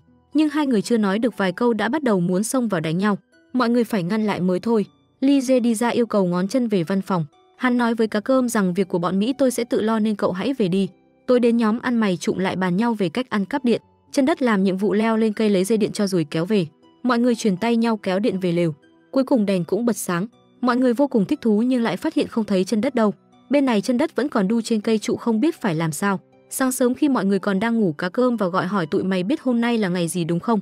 Bỗng Cá Cơm phát hiện cái bóng đèn điện. Mọi người đang trả lời ấp úng thì Chân Đất định khai ra nhưng đã bị Ruồi chặn lại. Cá Cơm bảo xài cái này phải trả tiền điện nhưng mọi người giả vờ nói văn phòng Lee Jae trả. Nhưng mà việc tranh cử tao sẽ không giúp Lee Jae, bởi vì Du-han là bạn của chúng ta nên phải giúp cậu ấy thắng cử lần này. Bên này Du-han đứng ra phát biểu tranh cử cho Đảng Cộng hòa. Anh tuyên bố sẽ đem lại cuộc sống ấm no cho người dân. Nhóm ăn mày hô vang ủng hộ Đảng Cộng hòa. Còn bên này Lee Jae thuê giáo sư đại học giúp hắn đứng ra tuyên truyền cho Đảng Tự do. Kết thúc cuộc vận động tranh cử, mọi người về văn phòng hồi hộp chờ kết quả. Thấy Du-han lo lắng, Cá Cơm bảo chắc chắn cậu sẽ thắng. Bỗng có điện thoại gọi thông báo kết quả Du-han đã giành chiến thắng. Mọi người reo hò vui mừng hô vang Kim Du-han. Bỗng Hyung do xuất hiện tay bắt mặt mừng chúc mừng Du-han đắc cử. Bên này Amber, Lee Jae và Ngón Chân tìm cách bắt Du-han vào tù. Trong khi mọi người tập trung ở quán bar uống rượu ăn mừng thì Dìu chạy tới niềm nở chúc mừng Du-han. Hyung do đứng lên chuẩn bị cạn ly chúc mừng Du-han thì cảnh sát tới. Họ bắt Du-han vì có người kiện anh tội liên quan đến việc hối lộ ngài giám đốc thanh tra. Khi Du-han ở trong tù, tên Amber tới bảo một ủy viên quốc hội sao lại bị giam thế này. Mày muốn gì thì hãy nói ra đi. Sáng hôm sau, Cá Cơm đang rửa mặt thì Quạ đem khăn ra cho anh rồi nhờ anh đặt tên cho đứa trẻ. Cá Cơm hứa sẽ suy nghĩ thử xem. Sau đó Kim Pa và Jong Si chạy tới gọi Cá Cơm cùng đến gặp Du-han. Đến nơi Du-han bảo bọn chúng muốn tôi phải gia nhập Đảng Dân Chủ nếu không sẽ ở tù suốt đời. Kim Pa cho rằng Du-han cứ đồng ý gia nhập Đảng Dân Chủ vì qua lại giữa hai đảng có sao đâu. Hôm sau Du-han được thả ra thì gặp Hee-chin. Cô về nhà nói cho Jeon-ji biết mình mới vừa gặp Du-han, anh ấy vẫn chưa cưới vợ. Ở lều khi mọi người đã ngủ, Quạ hỏi Hà Mã có thật sự yêu tôi không, nhưng Hà Mã không trả lời mà bảo cô nhắm mắt lại. Anh chồng tới định hôn Quạ thì Chân Đất xuất hiện. Chân Đất hỏi anh Hà Mã sao không vào trong nhà mà ngủ. Hà Mã tức chịu không nổi hỏi mày ra đây làm gì. Bỗng có tiếng em bé khóc nên Quạ chạy vào. Hà Mã bực bội đá Chân Đất vài phát rồi bỏ vào trong. Hôm sau Jeon-ji đến gặp giám đốc Park. Bà cho biết mình không sống được bao lâu nữa. Trước giờ bà luôn xem Jeon-ji là người trong nhà nên bà muốn tìm một người thay thế bà. Jeon-ji bảo từ khi người đó ra đi con cũng không muốn sống nữa. Ta nghe nói người đó vẫn còn sống mà. Nghe vậy Jeon-ji liền chạy tới lều tìm Cá Cơm. Nhưng khi đến nơi cô lại nhìn thấy Cá Cơm cùng Min-jae đang chăm sóc một đứa trẻ. Jeon-ji hiểu lầm rằng Cá Cơm đã có gia đình nên bỏ chạy ra ngoài khóc nức nở. Thời gian sau Jeon-ji đã lên làm giám đốc. Cô đang ngồi trong phòng nghe nhạc mà tâm trạng rất buồn. Sau đó thư ký Giang cho cô biết vài ngày nữa trại trẻ ở Jeom sẽ tổ chức buổi quyên góp từ thiện tại quán bar. Jeon-ji nghe rất vui mừng thì Hee-chin chạy vào. Cô hỏi lần cuối cùng cậu đóng phim vẫn không biết đứa trẻ đó là con của Quạ à? Chính Hyung do đã nói dối mối quan hệ của Chun Sam và Min-jae với mình, nhưng mình không hiểu sao đến giờ hai người lại không đến với nhau. Mình đã gặp anh ấy vào 5 năm trước tại quán cà phê. Anh biết giám đốc Hyung do dựng chuyện em và Sun Jam. Tại sao anh vẫn luôn tránh mặt em? Anh vẫn ngồi đây mà tránh mặt gì chứ? Lúc xảy ra chiến tranh anh thật sự không sao. Em đã chờ đợi mỏi mòn đến từng ngày chờ mong anh trở về. Nhưng tại sao lại không nhận được tin tức gì của anh? Cá Cơm không nói gì cầm viên đường lên cho vào miệng ăn. Anh vẫn chưa bao giờ thay đổi. Trở lại hiện tại, Hee-chin thắc mắc rằng nếu anh Chun Sam tưởng cậu đã ngỏm củ tỏi rồi thì đáng lẽ khi gặp lại chẳng phải sẽ rất vui mừng sao? Hyung do đã dựng chuyện mình với Sun Jam còn gì. Thời gian cứ như thế trôi qua, mối quan hệ của mình và anh ấy cứ mãi chia cắt như vậy. Nhưng tụi mình chẳng có lỗi gì cả, chỉ là do thời gian trôi qua quá nhanh mà thôi. Hôm sau nhóm ăn mày lên Seoul. Ai cũng vui mừng vì đã 3 năm rồi mới trở lại đây. Cá Cơm đi cùng mọi người thì thấy có người đeo bảng xin việc. Anh ta nói ở nhà còn mẹ già và vợ con nhịn đói cả ngày. Thế là Cá Cơm bảo anh còn trẻ nên hãy đến Kangwon làm việc. Sau đó Cá Cơm nói Hà Mã đến ghi tên và địa chỉ của anh ta. Mọi người vào chợ ai cũng mừng khi thấy nhóm ăn mày trở lại. Sau đó nhóm ăn mày trở về nhà. Bọn trẻ thấy liền chạy ra đón. Min-jae lấy nước cho Cá Cơm uống rồi hỏi việc khai thác vẫn tốt chứ? Vẫn tốt, bây giờ có thể bán đất để lo cho bọn trẻ. Đến tháng 10 chúng ta sẽ bắt đầu quay lại đó. Lúc này Min-jae nói phó hiệu trưởng ở trường muốn mời anh làm giảng viên trong tiết học đặc biệt về xã hội. Không được đâu, tôi thậm chí còn không biết viết chữ. Bên ngoài Quạ đang cùng con trai chờ Hà Mã về. Hà Mã về vui mừng bế con trai làm máy bay vui đùa. Chân Đất nhìn thích thú bảo anh Hà Mã có thể cho em đi máy bay như vậy được không? Chưa dứt lời Chân Đất đã bị vẹt ra kéo vào dọn dẹp. Mọi người nghĩ Hà Mã giờ như bố ruột của Bong Si vậy. Bên ngoài Hà Mã dắt Quạ vào trong lấy nhân sâm rừng cho cô. Ai ngờ vẹt chạy vào lấy hộp nhân sâm rừng lại ra đưa Min-jae chia cho mọi người. Lúc này Min-jae nói cô có để một xô nước đậu trong nhà. Nghe vậy hai người liền chạy vào. Ai ngờ Chân Đất lấy xô nước đậu làm nước lau nhà. Mọi người chỉ biết la làng rồi đánh cho Chân Đất một trận. Bỗng Hee-chin gọi trồn ra nói giám đốc Giang bị bệnh nặng. Mọi người liền chạy tới quán bar thì thấy ông Giang đang ngồi ủ rũ một mình. Khi Cá Cơm tới hỏi ông khuyên Cá Cơm nên kết hôn với Min-jae, nhưng Cá Cơm gạt đi lời ông Giang nói. Ông Giang hỏi trong mấy đứa mày có ai phản đối ông trùm kết hôn với Min-jae không? Bất ngờ Chân Đất đưa tay lên để rồi bị ăn đòn. Về nhà mọi người tập trung bàn chuyện của ông trùm và Min-jae. Nếu hai người kết hôn chắc mọi người sẽ đồn ầm lên rằng ông trùm ăn mày kết hôn với giáo viên đại học. Trong khi đó Cá Cơm ngồi nói chuyện với Kim Pa và Min-jae. Kim Pa hỏi sao anh không đến với Jeon-ji. Người phụ nữ đó tôi càng đến gần thì lại càng xa, càng muốn giữ chặt thì lại càng tuột đi. Nhưng tôi có niềm tin chắc chắn rằng tôi và Jeon-ji sẽ gặp lại nhau. Cá Cơm sờ lên chiếc nhẫn bảo tôi thật sự rất nhớ Jeon-ji. Hôm sau Min-jae đeo cà vạt vào cho Cá Cơm đến trường. Nhưng anh lo lắng bảo làm sao mà họ coi tôi là giảng viên được chứ. Bây giờ mọi người đều biết tên Chun Sam, anh rất nổi tiếng đấy. Hai người đi ra thì đàn em chặn lại xin được đi cùng ông trùm đến trường. Cá Cơm đồng ý nhưng với điều kiện phải giữ im lặng và canh chừng chân đất. Đến lớp Cá Cơm đứng trên bảng viết, còn dàn đệ tử ngồi bên dưới nghĩ ông trùm biết viết chữ khi nào vậy. Cuối cùng Cá Cơm cố gắng hết sức viết được tên của mình. Sau đó anh căng thẳng vừa nói vừa vào đầu vẫn không biết nói gì. Rồi bên dưới ra hiệu cho ông trùm. Sau đó rồi xin cho đám ăn mày được lên đó nói vài lời. Cá Cơm cười bảo từng đứa xếp hàng lần lượt lên đây nói trừ chân đất ra. Nói rồi anh tới ngồi cùng Min Jae. Người đầu tiên lên sân khấu phát biểu là Vẹt. Anh ta căng thẳng đến mức xém chúi nhùi. Min Jae ở dưới nói anh cứ thoải mái. Thế là Vẹt kể về cuộc đời bi thảm của mình làm ai cũng cảm động. Sau khi kết thúc câu chuyện mọi người vỗ tay rất nhiều. Vẹt hiên ngang đi xuống ai cũng khen ngợi anh nói rất hay. Đến lượt Trồn lên phát biểu. Trồn chỉ về bàn tay đi lượm nhặt ve chai kiếm sống. Tiếp theo là Hà Mã. Hà Mã nói nhiều đến mức mọi người bên dưới phải ngáp ngủ. Cuối cùng cũng đến lượt Châu Chấu. Anh nói vì chiến tranh bom đạn mà mình đã mất đi một cánh tay. Rồi chân đất cũng lên nhưng chỉ đứng nhìn xuống dưới cười. Bên dưới rồi hỏi sao nó không nói mà cười không vậy. Bực bội Vẹt bảo chân đất nói nhanh lên. Mọi người bảo em ngậm miệng lại mà. Cá Cơm nói không sao đâu, chân đất nói đi. Rồi bảo chân đất hãy kể chuyện cái túi. Nghe vậy chân đất kể một lèo không đầu đuôi rồi cúi chào. Người cuối cùng lên là Ruồi. Ruồi nghiêm chỉnh bảo tôi nói chuyện không được hay nên tôi sẽ làm ảo thuật cho mọi người xem. Tiếp theo Ruồi hát bài hát mà nhóm ăn mày thường hát. Bên dưới nhóm ăn mày cùng hợp ca với cậu. Kết thúc buổi giảng Min Jae bảo tôi nghĩ tất cả học sinh đều thích đấy. Cô hẹn anh tuần sau sẽ tiếp tục. Vì mấy đứa nhỏ sẽ đến trại để thực tập nên có nhiều chuyện muốn hỏi. Bên này nhóm ăn mày đang chờ ông trùm thì có cô bé nữ sinh đến xin được nói chuyện riêng với Ruồi. Cô bé hỏi Ruồi đã có bạn gái chưa? Tôi chỉ chơi cùng các anh và chân đất thôi. Bỗng chân đất ôm bụng chạy tới bảo Ruồi ơi tao đói. Tao biết rồi, đi nhanh đi. Thấy vậy cô bé tặng Ruồi cây bút nhờ cậu ghi lại lời bài hát vừa rồi. Ruồi đứng cười nhìn theo cô nữ sinh đó. Khi mọi người vừa về tới nhà Vẹt hốt hoảng chạy vào bảo hình như công ty điện biết chuyện rồi. Cá Cơm ra hỏi các anh đang làm gì thế. Nghe vậy Quạ liền bảo họ đang bắt đường dây điện thoại cho chúng ta. Rồi nghe vậy liền chạy về báo là bắt điện thoại. Thế là mọi người ùa nhau vào giành xem. Bên này thư ký Giang nói cho Jeonji biết tin. Đã lắp điện thoại ở trại trẻ rồi, bây giờ giám đốc có thể gọi. Jeonji nhìn chiếc điện thoại mà buồn bã. Bên này nhóm ăn mày đang trụng lại gọi thử điện thoại. Tôi đến Hà Mã viết lại lời bài nhạc giúp Ruồi. Rồi hỏi chị Quạ có con với người khác mà anh vẫn yêu chị ấy sao? Đó gọi là tình cảm. Vì từ nhỏ tao với Quạ cùng lớn lên ở đây. Tuy suốt ngày bị cô ấy đối xử tệ, tuy cô ấy luôn xem tao như thằng ngốc, tuy Quạ lúc nào cũng chỉ có ông trùm, thế nhưng trong lòng tao cũng chỉ có Quạ mà thôi. Bỗng Quạ ra gọi Hà Mã nấu bột cho Bong Si. Hôm sau Lee Jae đề nghị với Amber sẽ tổ chức cuộc thi đấu quyền Anh. Thế là Ngón Chân đem tờ rơi về. Sau đó Ngón Chân sai Dìu và Giang Khảnh đi dán hết tất cả các ngóc ngách trong thành phố. Hôm sau sáng sớm mọi người tranh nhau rửa mặt sạch sẽ. Quạ tức giận chạy ra quát họ một trận vì cái tội mới sáng đã làm loạn. Lúc này ông trùm đi ra gọi tập hợp. Ông trùm dặn hôm nay các nữ sinh ghé tham quan chỗ ở chúng ta rồi đi lượm rẻ rách ở Trang Dong nên tất cả sẽ cùng đi biết chưa. Đừng để mấy đứa ở Trang Dong gây hại đến các nữ sinh. Bỗng Min Jae đưa các nữ sinh đến. Quạ bực bội chạy ra gọi Ruồi và Hà Mã vào nấu cơm. Sau đó Min Jae đưa các học trò đi tham quan. Còn nhóm ăn mày ngồi đan gùi mà chọc Ruồi các kiểu rồi cười ngất. Trong khi đó bên trong các nữ sinh đang lau chùi chỗ ở cho họ. Đến khi vào chỗ của Quạ cô hét lớn bảo các nữ sinh biến đi. Tiếp theo mọi người cùng dắt nhau ra chợ nhặt rác. Thấy Dìu đang dán tờ rơi nên cũng hỏi thăm mấy câu. Dìu thấy họ đi cùng với các nữ sinh đại học nên niềm nở chào các nữ sinh. Sau đó mọi người lại đi tiếp. Khi đi ngang qua quán các cô gái bán rượu họ cãi nhau với cô nữ sinh rồi nhào vô đánh. Vẹt phải ôm cô ta giữ lại cho các nữ sinh đi, còn Ruồi dắt cô bé Na Dong chạy. Khi hai người ngồi nghỉ ngơi Ruồi đưa lời nhạc đã viết cho Na Dong. Rồi còn nói tối nay ở quán bar chúng tôi có tổ chức buổi quyên góp từ thiện để giúp mấy đứa trẻ nhỏ. Nếu tôi mời cô có đến được không? Tôi định sẽ đi cùng cô Min Jae đấy. Đến tối mọi người tập trung ở quán bar rất đông. Du Han cũng tới tham dự. Đến khi Amber tới chúc mừng ông trùm thì Na Dong lo lắng chạy vào trong, rồi chạy theo cô hỏi có chuyện gì vậy. Đúng lúc này chân đất thò đầu vào rủ Ruồi cùng chơi với mình, rồi liền kéo Na Dong ra ngoài. Cô tạm biệt Ruồi còn hẹn ngày mai gặp nhau ăn trưa. Lúc này Jeonji cùng thư ký Giang đi vào buổi tiệc nhưng hai người ai cũng bận bịu lo tiếp khách mặc dù ánh mắt vẫn hướng về đối phương.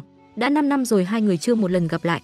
Cá Cơm lo lên rừng khai thác kiếm tiền về nuôi bọn trẻ ở trại, còn Jeonji thì không tiếp xúc với bên ngoài. Hôm nay là lần đầu tiên sau 5 năm vì anh cô mới ra ngoài. Đến khi buổi tiệc tàn mọi người ra về hết chỉ còn hai người. Jeonji bảo em đây mà anh Chun Sam hãy ôm em đi. Hai người bước tới ôm nhau hạnh phúc. Kim Pa cũng đưa Min Jae về. Ở nhà nhóm ăn mày tập trung bàn cách để phản đối việc ông trùm gặp lại Jeonji. Mọi người xui Vẹt hãy nói nếu ông trùm kết hôn với cô ta thì chúng tôi sẽ nhảy xuống sông. Lúc này ông trùm về tới mọi người thập thò chạy ra. Vẹt đứng đầu ấp úng một lúc rồi chúc ông trùm ngủ ngon. Cuối cùng khi đã bàn bạc kỹ lưỡng Hà Mã quyết định đứng ra nói. Nhưng trước mặt ông trùm Hà Mã vẫn không dám nói. Anh cứ vòng vo một lúc rồi xin ông trùm được tham gia thi đấu quyền Anh. Tao cũng nghe nói chuyện này. Tụi mày có tự tin không? Họ cần hai người vậy ai sẽ đi? Thế là Hà Mã bảo tôi và Vẹt sẽ đi. Sáng sớm Hà Mã và Vẹt tập trung tập luyện đánh bao cát để chuẩn bị cho cuộc thi đấu quyền Anh sắp tới. Trồn thấy Vẹt đánh mà cứ loạng choạng nên hai bên cãi lộn. Thấy vậy ông trùm đứng ra yêu cầu mọi người phải cổ vũ cho Vẹt có tinh thần. Cuộc thi lần này Belgium chúng ta nhất định không được thua. Hôm sau Vẹt, Hà Mã và Trồn tập trung chạy bộ thì gặp Diều. Diều liền chạy tới hỏi ba người đang làm gì. Vẹt cho biết tụi tao tập để đại diện cho Diều chuẩn bị thi đấu quyền Anh. Diều cười bảo tôi cũng sẽ thi đấu nhưng tôi sẽ không mạnh tay với các anh đâu nên đừng lo lắng quá, rồi cười chạy đi. Hà Mã bảo nghe nói bọn ở Jeongju đánh đấm giỏi lắm. Trồn cho biết ngay cả Duhan cũng đánh không lại bọn chúng. Tuy nhiên ba người vẫn cố gắng chạy tiếp. Ai ngờ khi chạy qua quán rượu Vẹt lại bị một cô gái tạt nước thẳng vào người làm cậu choáng váng. Vẹt còn hẹn các cô gái ngày mai ra xem anh thi đấu. Còn ở nhà Min Jae cùng Na Jong đến thì thấy Quạ đang giặt đồ. Quạ nói Vẹt và Hà Mã lo tập luyện thi đấu quyền Anh. Na Jong hỏi Ruồi có đi cùng họ hay ở nhà. Quạ liền gọi Ruồi ra có người cần gặp. Min Jae nói Na Jong đến đây để mời cơm chưa đấy. Trong khi đó Jeonji đang làm việc thì Hichin chạy vào. Cô hối thúc Jeonji nên gọi điện thoại cho Cá Cơm. Jeonji gọi đến trại mồ côi thì Min Jae bắt máy. Jeonji nói muốn gặp Cá Cơm nên Min Jae gọi anh ra nghe điện thoại. Jeonji hẹn Cá Cơm tối nay đi ăn cùng nhau. Quạ bên ngoài nghe họ nói chuyện rất bực bội. Sau đó Cá Cơm vội ra ngoài còn nói mọi người đừng đợi cơm tối. Anh đến gặp Jeonji ăn tối cùng cô thì Lee Jae đi vào. Lee Jae hỏi đại diện Jium sao lại ngồi cùng bàn với giám đốc thế này nhưng Cá Cơm không nói gì. Jeonji bảo đây là việc riêng của tôi, chủ tịch Lee đừng xen vào. Thế là hắn đành xin lỗi cúi chào rồi bỏ đi. Thấy Cá Cơm có vẻ không được vui, cô xin lỗi anh rồi đề nghị chúng ta hãy kết hôn đi. Còn ở đây mọi người bên ngoài nhìn cô Min Jae thu xếp sách vở. Cô nhờ Ruồi và Chân Đất đem giúp mình ra ngoài đầu đường. Khi cô đi ra mọi người đến hỏi cô định rời khỏi đây sao? Không phải vậy đâu, chỉ là sau này tôi không ngủ ở đây nữa mà về nhà. Ban ngày tôi sẽ đến đây, nhưng mọi người không muốn như thế. Quạ cho rằng cô nên kết hôn với ông trùm. Min Jae bảo kết hôn vì cần nhau mới kết hôn, cũng có thể vì tình yêu nên kết hôn. Tôi không muốn lấy ai đó chỉ vì người đó cần tôi mà tôi muốn kết hôn với người mình yêu. Nói rồi cô hẹn ngày mai gặp lại. Hôm sau cuộc thi đấu quyền Anh bắt đầu, Vẹt lên đấu cùng Diều. Tôi thật sự không muốn ra tay với anh nhưng không thể làm khác được. Hai bên bắt đầu đánh nhau. Bên dưới Ngón Chân và Cá Cơm cũng đang theo dõi trận đấu. Lúc này Duhan cũng tới. Đến giờ nghỉ giải lao Trồn liền tiếp nước cho Vẹt. Mọi người động viên Vẹt cố gắng lên. Bước vào hiệp 2 Vẹt đánh nhau loạn xạ. Khi được vào nghỉ giải lao lần 2 Vẹt thở hổn hển bảo tôi bỏ cuộc thôi. Kết thúc giờ nghỉ hai bên bắt đầu vào đánh tiếp. Vẹt bị Diều cho mấy cái đấm vào mặt. Tức giận Vẹt xông tới đánh Diều tới tấp đến nỗi Diều nằm chèm bẹp. Cuối cùng Vẹt đã chiến thắng. Mọi người bế lên tung hô làm anh ngã xuống sàn bất tỉnh. Còn Diều nằm la làng dãy đành đạch bảo Vẹt phạm luật. Sau đó tới lượt Hà Mã lên thi đấu. Đang hăng hái thì bị đối thủ cho 2 cú đấm bất tỉnh nhân sự. Cuối cùng Trồn và Chân Đất phải vào kéo ra ngoài. Trong khi đó ở nhà có người tới tháo dỡ. Jeong về hỏi thì họ cho biết họ đến từ công ty bất động sản. Vì chủ nhân ở đây đã bán đất cho công ty nên chúng tôi tới thu hồi đất. Jeong liền chạy tới báo cho ông trùm biết. Mọi người chạy về hỏi thì họ bảo họ là người của công ty bất động sản. Chính giám đốc Hyung do đã chuyển nhượng hết phần đất bên phía nhà kho lại cho chúng tôi. Nghe vậy ông trùm bảo Hà Mã vào gọi đến văn phòng Hyung do hỏi rõ, nhưng điện thoại của họ đã bị cắt rồi. Cá Cơm đến gặp Duhan nói hết mọi chuyện làm Duhan vô cùng tức giận, nhưng Cá Cơm vẫn không tin là Hyung do có thể làm như thế. Duhan liền cho thuộc hạ đọc bằng chứng mà anh thu thập được. Số tiền lần trước bà Park đưa để giúp bọn ăn mày khỏi phải nhập ngũ cũng được Hyung do lấy mua rạp phim. Bây giờ thì sao hắn nhượng luôn đất cho công ty bất động sản? Duhan bắt chân mày về hỏi Hyung do đang ở đâu nhưng anh ta khóc lóc bảo không biết. Cá Cơm buồn bã đến bên ông Giang uống rượu. Anh bảo tôi bây giờ đã mất đi một người bạn. Về trại Cá Cơm nói mọi người đừng lo lắng, tao đang tìm cách giải quyết chuyện này, rồi mọi chuyện cũng sẽ ổn cả thôi. Quạ cho rằng do ông trùm gặp lại người phụ nữ đó nên chúng ta mới xui xẻo vậy. Nhưng Cá Cơm không nói gì, chỉ quay người bỏ vào bên trong. Hôm sau Na Jong đến gặp Ruồi dắt cậu đến nhờ bố mình giúp. Trong khi đó tên Amber đến ra lệnh cho cảnh sát Han phải dọn sạch chỗ đó vào ngày mai. Lee Jae hỏi không phải trước đây anh cũng từng sống ở Jeum sao? Tuy lúc nhỏ tôi sống ở Jeum cùng bọn ăn mày đó, nhưng tôi không vì tình cảm cá nhân mà làm ảnh hưởng công việc. Bỗng Na Jong vào gặp ông. Amber vui mừng giới thiệu con gái cho hai người biết. Na Jong nói bạn con có chuyện cần giúp đỡ nên con đưa tới. Khi rồi đi vào tên Amber sững sờ. Xin bố hãy giúp họ lấy lại trại Jeum. Ông tức giận ném đồ đuổi Ruồi ra ngoài. Na Jong khóc bảo bố thật quá đáng rồi chạy đi. Ông ra lệnh cho cảnh sát Han cho người đuổi theo họ. Ra ngoài Na Jong xin lỗi Ruồi. Ruồi tức giận bảo chính bố cô đã làm cho ông trùm tôi phải điêu đứng. Bỗng cảnh sát tới, Ruồi bỏ chạy nhưng vẫn bị bọn chúng bắt lại đánh một trận. Sau đó bọn chúng đến gặp Jeonji. Cô cho người đặt trước mặt họ mỗi người bọc tiền và yêu cầu họ nên kết thúc việc ở Jeum. Nghe nói ngày xưa mọi người thường gọi ngài cục trưởng đây là Amber. Việc lần này của ngài khiến mọi người rất bất mãn. Sau đó Lee Jae tới trại thông báo mọi chuyện đã được thu xếp ổn thỏa. Hiện tại có người cần gặp anh đấy. Amber đề nghị Cá Cơm không được cho Ruồi giao du với con gái mình. Về trại ông trùm hỏi Ruồi rằng mày thích cô nữ sinh đó lắm sao? Nhưng cô ấy lại là con gái Amber, em ghét tên xấu xa đó. Ruồi nè thích một người con gái thì chỉ là thích thôi, không cần có lý do gì để từ bỏ. Ông trùm em thật sự rất thích Na Jong nên xin hãy cho em đi học. Có như thế em mới được đến trường gặp Na Jong. Đàn ông nói là phải làm được nếu không sẽ bị phạt 100 ngày nhịn ăn. Sau đó Cá Cơm gọi mọi người ra tập hợp thông báo rồi là người đầu tiên ở Gium được đi học. Từ hôm nay rồi sẽ không đi lượm ve chai nữa, được miễn mọi việc trong vòng 1 năm để đi học. Vì vậy mọi người hãy giúp đỡ nó.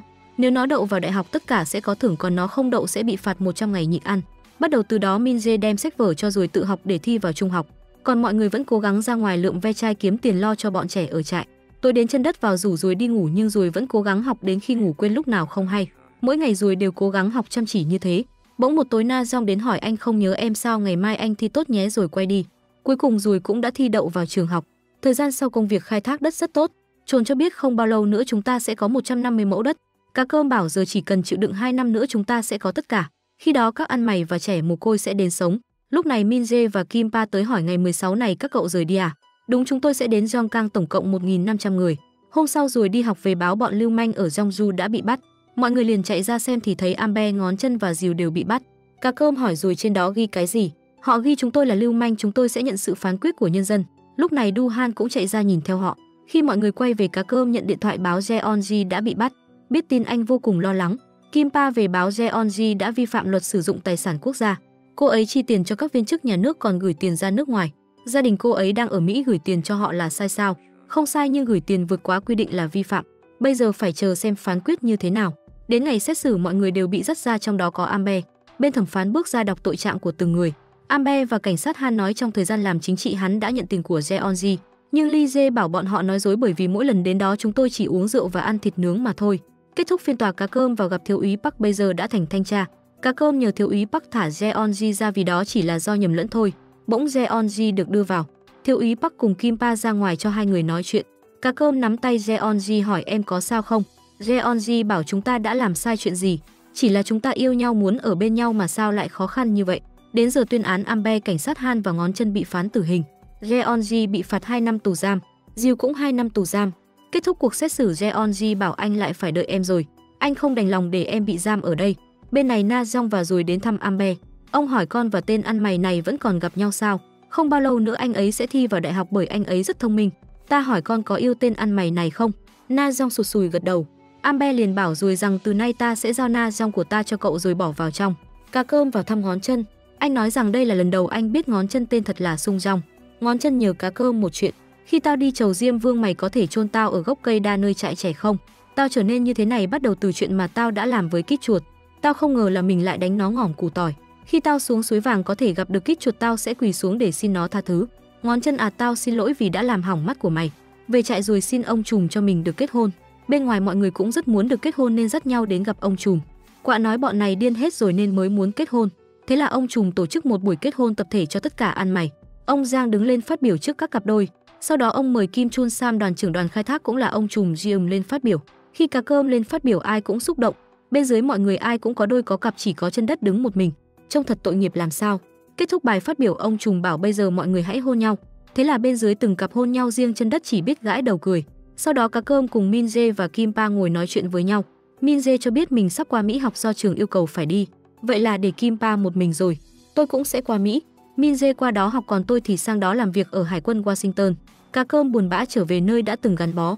Anh đang dọn dẹp lại những cái gùi đi nhặt ve chai thì nhìn thấy Jeonji đang ở bên trong. Cá Cơm đi vào ôm cô rồi lấy ra chiếc nhẫn đeo lại cho cô. Anh đã chờ em lâu lắm rồi phải không? Chúng ta đã hứa sẽ gặp lại nhau mà. Sau đó Cá Cơm nắm tay Jeonji dẫn cô đi khắp nơi. Cuối cùng sau bao nhiêu trắc trở hai người cũng đến được bên nhau. Bộ phim đến đây là kết thúc rồi. Cảm ơn các bạn đã xem. Nhớ nhấn đăng ký và like để ủng hộ team chúng mình nhé. Tập hôm nay đến đây là hết mất rồi. Cảm ơn các bạn đã theo dõi. Còn giờ thì xin chào và hẹn gặp lại.